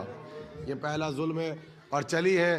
اور تاریخ کہتی ہے کہ شمر نے جس وقت جناب سکینہ کو امام حسین کے لاشے سے جدا کیا ہے تو اتنے درے مارے تھے اور اتنے نیزے مارے تھے. یہ مسائل میری بہنیں سنیں گی کہ چوتھے امام کو ہاتھ جوڑ کے کہنا پڑا جب دفن کر رہے تھے. اور جب غسالہ نے پوچھا کہ کیا اس بچی کو کوئی بیماری تھی تو سید سجاد نے کہا غسالہ آئندہ ایسا نہ کہنا، اس بچی کو کوئی بیماری نہ تھی، بس ایک قصور تھا، یہ بچی اپنے باپ کے لاشے سے جدا نہیں ہو رہی تھی. تو شمر نے اتنے تازیانے مارے کہ اس کا کرتا اس کے جسم سے چپک چکا ہے. جزاک اللہ جزاک اللہ. مجھے امید نہیں تھی کہ 12 محرم میں ایسا گریا ہوگا. اللہ اکبر. رضا خانے کی آخری مجلس آپ نے یادگار گریا کر دیا، یادگار گریا آپ نے کر دیا. اب سنو گے. اب ایک مرتبہ قافلہ چلا، کہا کہ ہر بیوی، بھائی مجھے نہیں پتا آپ کیسے سنو گے، میں صرف وہ حساس مسائل پڑھ رہا ہوں، وضاحت سے نہیں اشارہ کر رہا ہوں تاکہ کوئی کمزور دل بیٹھا ہو تو طبیعت پریشان نہ ہو. کہا کہ کربلا کی ہر بیوی اپنے وارث کے لاشے پہ گئی، بس 2 غریب بچے ہیں، ان کے لاشے پہ کوئی نہ گیا. کسی بیوی نے جا کے زینب سے کہا اونو محمد کو جا کے آخری الوداع کہہ لو. کہا نہیں، اونو محمد کی ماں تو زندہ ہے، حسین کی ماں مر گئی. جزاک اللہ جزاک اللہ. یا حسین نہیں گئی بلکہ کہا کہ میں قبر پہ جاؤں گی تو حسین کی قبر پہ. کہاں قبر تو نہیں ہے، کٹا ہوا لاشا ہے. مگر ہاں سنو گے، جب قافلہ چل رہا تھا تو اس قافلے میں ایک بیوی تھی اور اس بیوی نے کیا دیکھا کہ ایک چھوٹا سا لاشا پڑا ہے، 6 مہینے کا چشمہ ہے، مگر لاشے پہ سر نہیں ہے. اب جو سر اٹھا کے دیکھا تو ماں نے منظر دیکھا کہ سر نیزے پہ بلند تھا. بس قریب پہنچی، قریب جا کے کہا اصغر تو بہت غریب ہے، اس لیے کہ اصل میں یہ جو سکینہ ہے نا یہ باپ کے پہلو پہ سوتی تھی، مگر میرے لال تو اپنی ماں کے سینے پہ سوتا تھا. اب پوچھتی ہے اصغر کیا تمہیں نیند آ جائے گی؟ یہی تو سبب ہے رباب. جب مدینے جانے سے پہلے کربلا آئی ہے، پہلا سوال اصغر سے کیا تھا مجھے یہ بتاؤ رات میں سوئے کیسے. تاریخ کہتی ہے رباب اصغر کو اتنا چاہتی تھی، اتنا پیار کرتی تھی کہ جب اصغر کے پاس گئی ہے نا تو بس ایک جملہ کہا، ایک ہاتھ علی اکبر کا لیا اصغر کے سینے میں رکھا، ایک ہاتھ قاسم کا رکھا اور ہاتھ جوڑ کے کہا بیٹا بھائی کا خیال رکھنا بہت چھوٹا ہے، بیٹا بھائی کا خیال رکھنا بہت چھوٹا ہے اور اسے تنہائی میں سونے کی عادت بھی نہیں ہے، اور بیٹا اس کی پہلی رات ہے، ابھی اس کو عادت نہیں ہے. تو ایک درخواست تو اکبر سے کی تھی، دوسری درخواست سنو گے، اصغر پہلی رات آئے گی بیٹا ڈرنا مت، ہاں اگر اکیلے پن کا احساس ہو تو چچا بھی یہیں پر ہے، تیرا بابا بھی یہی ہے اور پھر نجف بھی قریب ہے، ماتم کرتے رہو ماتم کرتے رہو. جزاک اللہ جزاک اللہ. حق گریہ یہی ہے، حق گریہ یہی ہے. قافلہ چلنے لگا. سنو گے بس آخری روایت اور زحمت تمام، اور بہت حساس روایت ہے اور اس روایت کو چونکہ مجھ سے پڑھا نہیں جاتا، ایک ٹکڑا علماء پڑھتے ہیں چونکہ احتیاط ہے، چونکہ اس روایت کے بعد حسین بے ہوش ہو جاتے ہیں. میں بڑی احتیاط سے بہت اختصار سے پڑھوں گا نوجوانوں. جتنا گریا کرنا ہے بیٹھ کے اپنے مقام پہ رونا، اور پھر جتنا دل چاہے رو کے ماتم کرنا۔ کہتے ابھی نکلا تھا قافلہ، کربلا سے کچھ دور چلا، ام کلثوم نے جا کے آہستہ سے زینب سے کہا قافلے میں بھائی کی امانت سکینہ نہیں ہے۔ سنو گے روایت کا ایسا لگتا ہے، کہتے ہیں زینب نے جیسے ہی سنا ہاتھ جوڑ کے کہا آہستہ بولو کوئی رباب نہ سن لے۔ اللہ اکبر، بہت غریب بی بی ہے، رباب کو کسی نے بھی نہ پہچانا۔ کہتی ہے رباب نے ایک ہی تو شکوہ کیا، میرے والی سجاد کہتا ہے میں مدینے چلوں، سجاد کہتا ہے مدینے چلوں، کیا کروں گی جا کے؟ 2 بچے لائی تھی، ایک کربلا میں سو گیا، جملہ سنو گے، ایک کربلا میں سو گیا، ایک شام کے اندھیروں میں سو گئی۔ اور جب جناب زینب نے کہا بھابھی چلو، تو کہا کہ بی بی معاف کر دو، میں بیٹی نہیں ہوں، خاندان کی بہو ہوں۔ آپ مدینے جائیے، آپ کے بیٹے مارے گئے، بیٹیاں تو زندہ ہیں، شوہر تو زندہ ہے، ارے میری مانگ بھی اجڑ گئی، میری گود بھی اجڑ گئی۔ اور اتنا غریب جب تک زندہ رہی سائے میں نہیں بیٹھی، دھوپ میں بیٹھی رہی۔ کہتے ہیں جناب زینب آہستہ بولو رباب کو پتہ نہ چلے۔ اور اس کے بعد کا سجاد قافلے کی حفاظت تم کرو، سکینہ کو تلاش ہم کریں گے۔ یہ روایت سب پڑھتے ہیں، میں ٹکڑا پیش کروں گا آپ کے سامنے، بہت آہستہ سے احترام سے سننا پھر رونا۔ کہا کہ جناب زینب صحرا میں گھوم رہی ہیں، کہتی این سکینہ، این سکینہ، بیٹا کیا پھوپھی پہ رحم نہیں آتا؟ بیٹا ماں پہ رحم نہیں آتا؟ مادر پریشان ہے، پھوپھی بے حال ہے، بیٹا بتاؤ نہ کہاں ہو۔ میں کہوں گا علی کی بیٹی کتنی بڑی ذمہ داری ہے، درے بھی آپ ہی کے لگتے ہیں، اور کوئی بچہ کھو جائے تو تلاش بھی آپ کرتی ہو۔ کہتی ہے زینب نے وہ دیکھا اور زینب کا دل بھرایا۔ کیا دیکھا؟ کہتی ہے کہ جلتے ہوئے صحرا پہ ایک سیاہ پوش بی بی بیٹھی ہے اور چادر ہے ملبوس، اور کہتی ہے کہ 4 برس کی بچی کا سر زانوں پہ رکھ رکھا ہے، اور آہستہ آہستہ سر پہ ہاتھ رکھ رہی ہیں اور بچی کو سلا رہی ہیں۔ کہتی ہے قریب پہنچی، دل بھر آیا، اور ایک مرتبہ کہتی ہے عباس کچھ شریف بی بی ہے، عباس تیری شہادت کے بعد پہلی بی بی ہے جس نے اس بچی کو پیار کیا، ورنہ عباس تجھے پتا ہے جو اس کو دیکھتا ہے درے مارتا ہے، جو اس کو دیکھتا ہے تماچے مارتا ہے۔ عباس سکینہ کمزور ہو گئی۔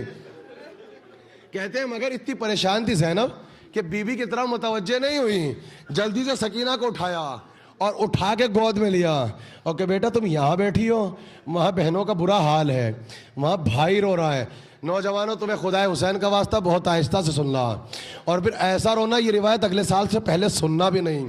میں اس روایت کا ٹکڑا پڑھوں گا۔ چلنے لگیں، سکینہ کو لے کے پھر خیال آیا، ایک مرتبہ مڑ کے کہتی ہیں آہستہ سے بی بی تیرا شکریہ، بی بی تیرا شکریہ، تو نے پہلی مرتبہ اس قیدن بچی کے سر پہ ہاتھ رکھا۔ اے بی بی یتیم ہے، یتیم کے بہت زیادہ حقوق ہیں۔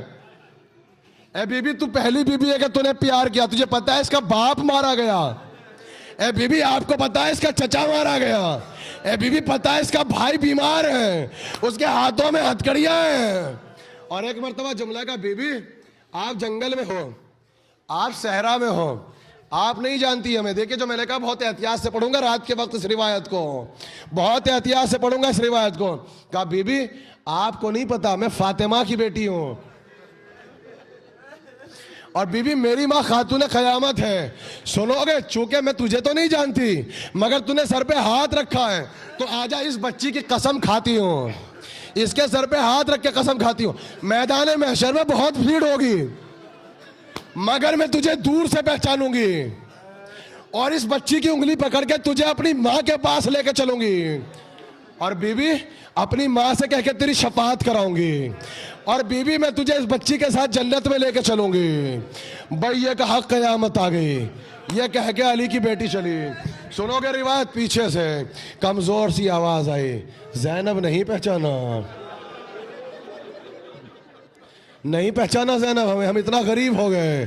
کہتے ہیں دل پہ چوٹ لگی، سکینہ زمین پہ گر گئی، ہاتھ جوڑ کے کہتی ہے بی بی تیرا رہجا جانا پہچانا کیوں لگتا ہے؟ بی بی صحرا میں کر کیا رہی ہو؟ کہا تیزی سے ادھر تو زینب چلی. اب سنو کہ روایت کا ٹکڑا نہیں پڑھا جاتا بڑی احتیاط سے, آئندہ سال سے پہلے کسی سے سننے کے لیے نہیں کہنا. کہتے ہیں جیسی زینب چلی, اس بی بی نے چاہا کہ اٹھ کے زینب کو گلے سے لگائے, مگر زینب نے دیکھا کہ ایسا لگتا ہے کہ بی بی کا ہاتھ ٹوٹا ہوا ہے. سنو, مجھے معاف کر دینا, مجھے معاف کر دینا, ایسا لگا اس کا بازو ٹوٹا ہوا ہے اور اس کا ایک ہاتھ پسلیوں پہ رکھا ہوا ہے, ایسا لگا اس کی پسلیاں ٹوٹی ہوئی ہیں. پھر دیکھا اٹھنا چاہتی ہے مگر کمر پہ ہاتھ ہے. زینب نے کہا بی بی جلدی سے بتا تو ہے کون, اور تو اگر اتنی بیمار ہے تجھے بیماری کیا ہے, تیری کمر کیوں ٹوٹی ہوئی ہے؟ بی بی تجھے دیکھ کے ہمیں ہماری ماں یاد آتی ہے. اے بی بی, میری ماں کا بھی ہاتھ ٹوٹا ہوا تھا, میری ماں کی کمر ٹوٹی ہوئی تھی, آ میں تجھ کو سہارا دوں, سچ سچ بتا تو ہے کون؟ بھائی یہ سننا تھا. چہرے سے ردا ہٹائی, زینب اماں آ گئی, فاطمہ آ گئی. بیٹی نے ایک مدت کے بعد ماں کو دیکھا, گلے میں باہیں ڈالی, اماں. زینب لٹ گئی, اماں میرا بھائی مار.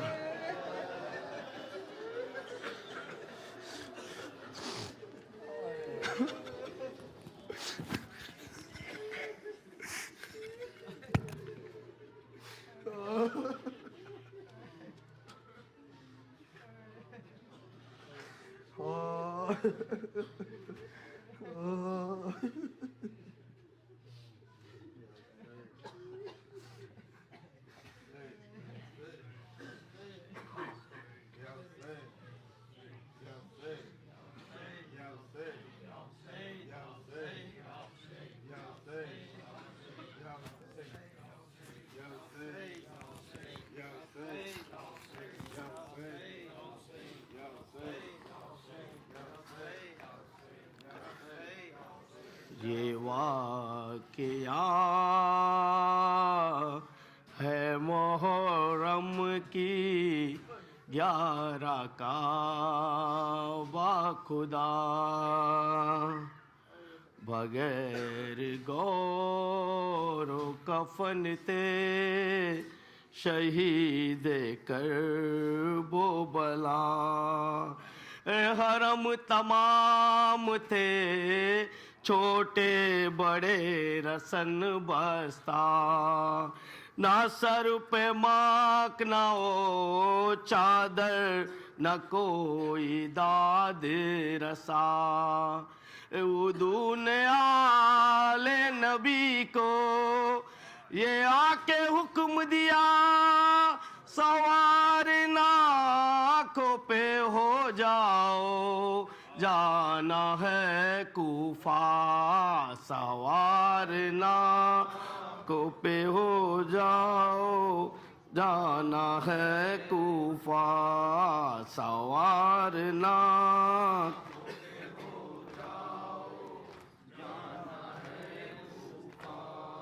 وہ لے کے آئے ہماری کجاوے جن پہ نہ تھے, بازابر آل محمد سوار ان پہ ہوئے.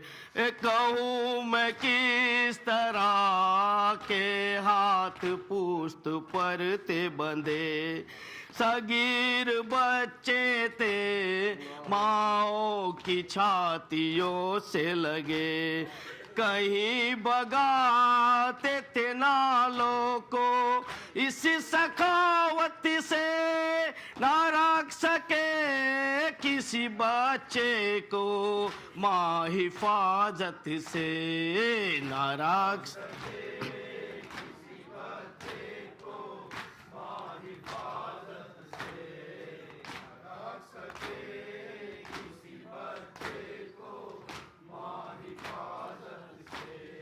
سنا تھا قافلہ کا بچہ کوئی گرتا تھا, وہ دیکھتی تھی اسے اور وہ ماں کو تکتا تھا. جو بچہ گرتا تھا ناکے سے دب کے مرتا تھا, صدائے یا علی کا ایک شور اٹھتا تھا، اردو یہ حادثہ ہونے پر بھی نہ رکتے تھے، بجائے روک کے وہ اور تیز چلتے تھے، بجائے اور تیز چلتے تھے، بجائے روک کے وہ اور سکینہ گر گئی ناکے سے، ایک شور اٹھا سر حسین بے نیزے سے زمین میں گڑا، کہا یہ سمر نے عابد سے جا کے پوچھو ذرا، چلا کہ کیوں نہیں چلتا ہے، کیا ہوا جو رکا، یہ پوچھ کر مجھے بتلاؤ، دور جانا ہے لگی جو دیر تو پھر تم ہو تازیانہ ہے، لگی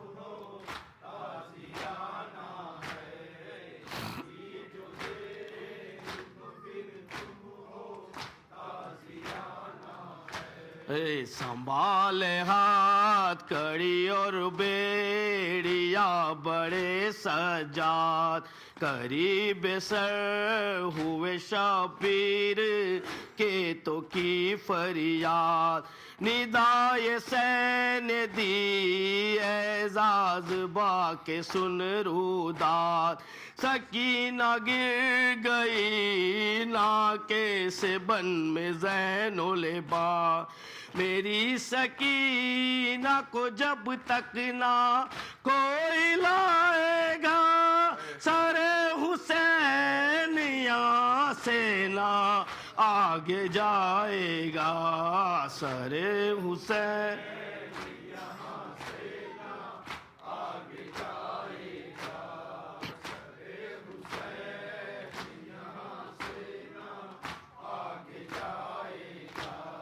چلی تلاش کو جنگل میں زینب مضطر، صدائے دیتی تھی کس جاؤ اے میری دلبر، یہ اتفاق سے ایک دم جو پڑ گئی تھی نظر، یہ دیکھا بیٹھی ہے ایک بی بی جو جھکائے سر، سیاہ پوش کھلے سر ہے اور روتی ہے، سکینہ گود میں ان کے ہے اور سوتی ہے، سکینہ گود میں ان کے ہے اور سوتی ہے، سکینہ گود ہے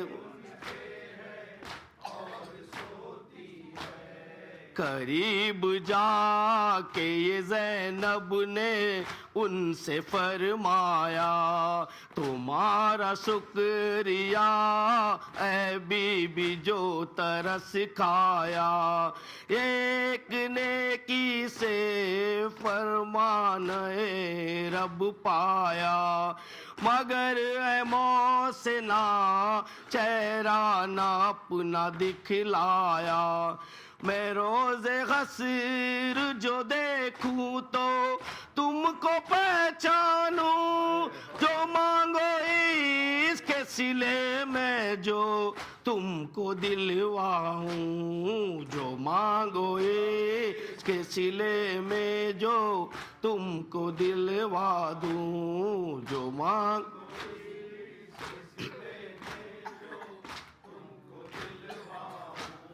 یہ سن کے صبر کا پیمانہ بی بی کا چھلکا، اٹھا کے بال کو رخ سے بدل تو آس کہا، میں تیری ماں ہوں پہچان تو مجھ کو لگا، اے میری زینب مزتر سلام لے ماں کا، ملا ہے چہرے پہ اپنے حسین کا یہ لہو، تو سونگ لے تیرے بچے، تو سونگ لے تیرے بھائی کی، اس میں ہے خوشبو، تو سونگ لے تیرے بھائی کی، اس میں ہے خوشبو، تو سونگ لے تیرے بھائی کی،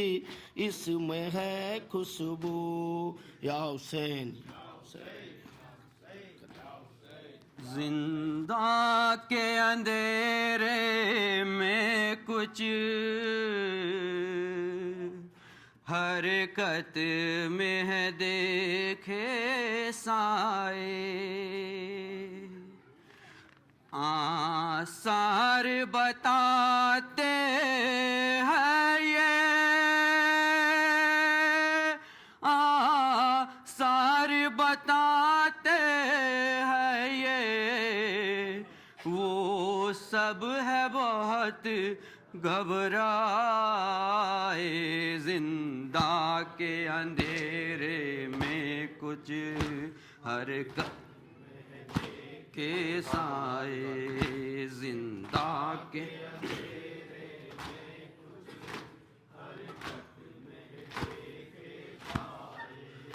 اس طرح سے کچھ آتی ہے زنجیروں کی آوازیں، اس طرح سے کچھ آتی ہے زنجیروں کی آوازیں، جیسے کوئی جکڑا قیدی،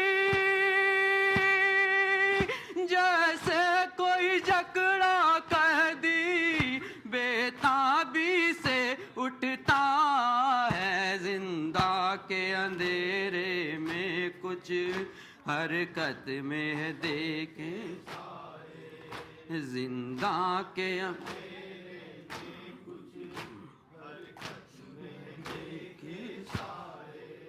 ایک دائرہ سا بنتا ہے، جھکتا ہے زمین کی جانب، ایک دائرہ سا بنتا ہے، جھکتا ہے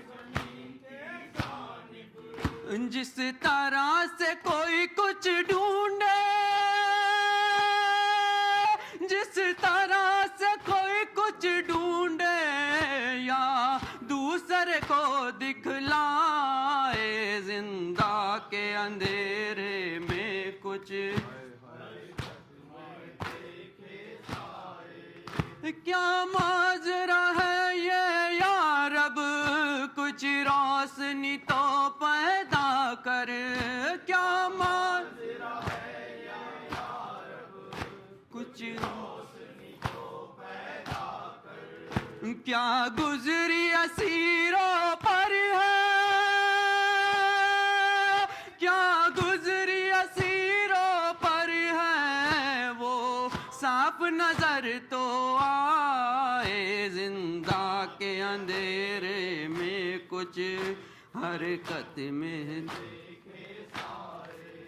جب سما جلی اشکوں کی تو صاف نظر یہ آیا، جب سما جلی اشکوں کی تو صاف نظر یہ آیا، ہے خاک پہ بیٹھی بانو، خاک پہ بیٹھی بانو، ایک بچی کو لپٹائے، زندہ کے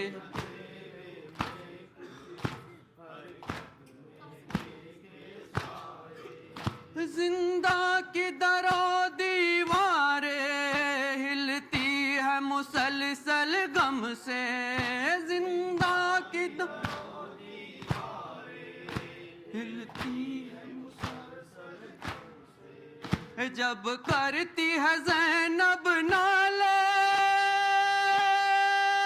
جب کرتی ہے زینب نالے، بس ہائے سکینہ زندہ کے اندھیرے میں کچھ حرکت میں دیکھے سائے زندہ کے اندھیرے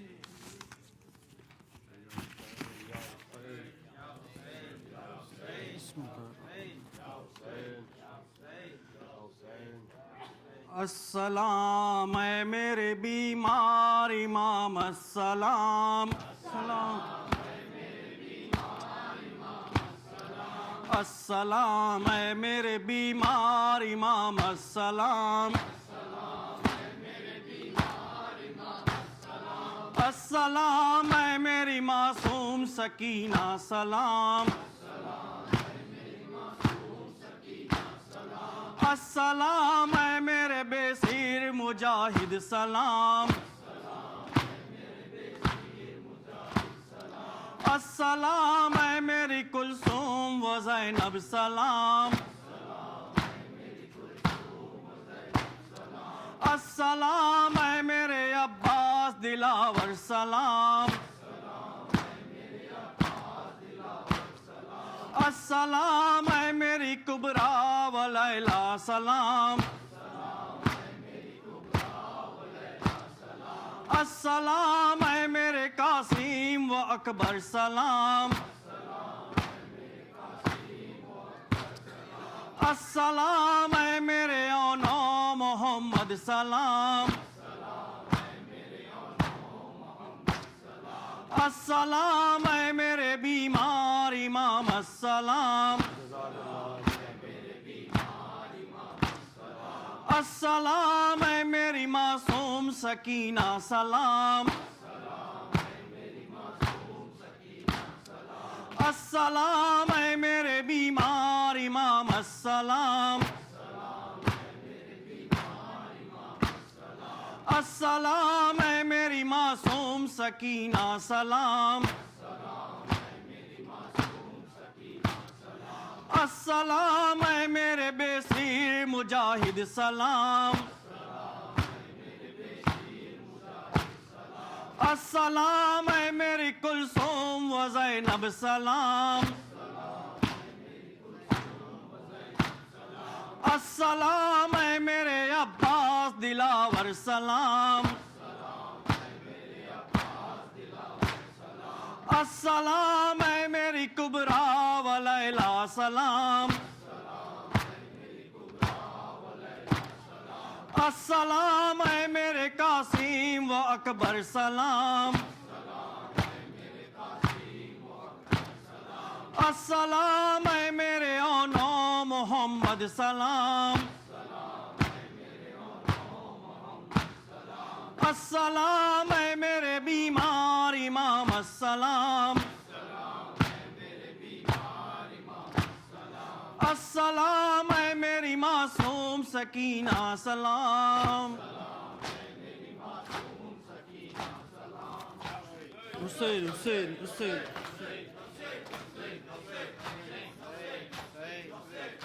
حسین حسین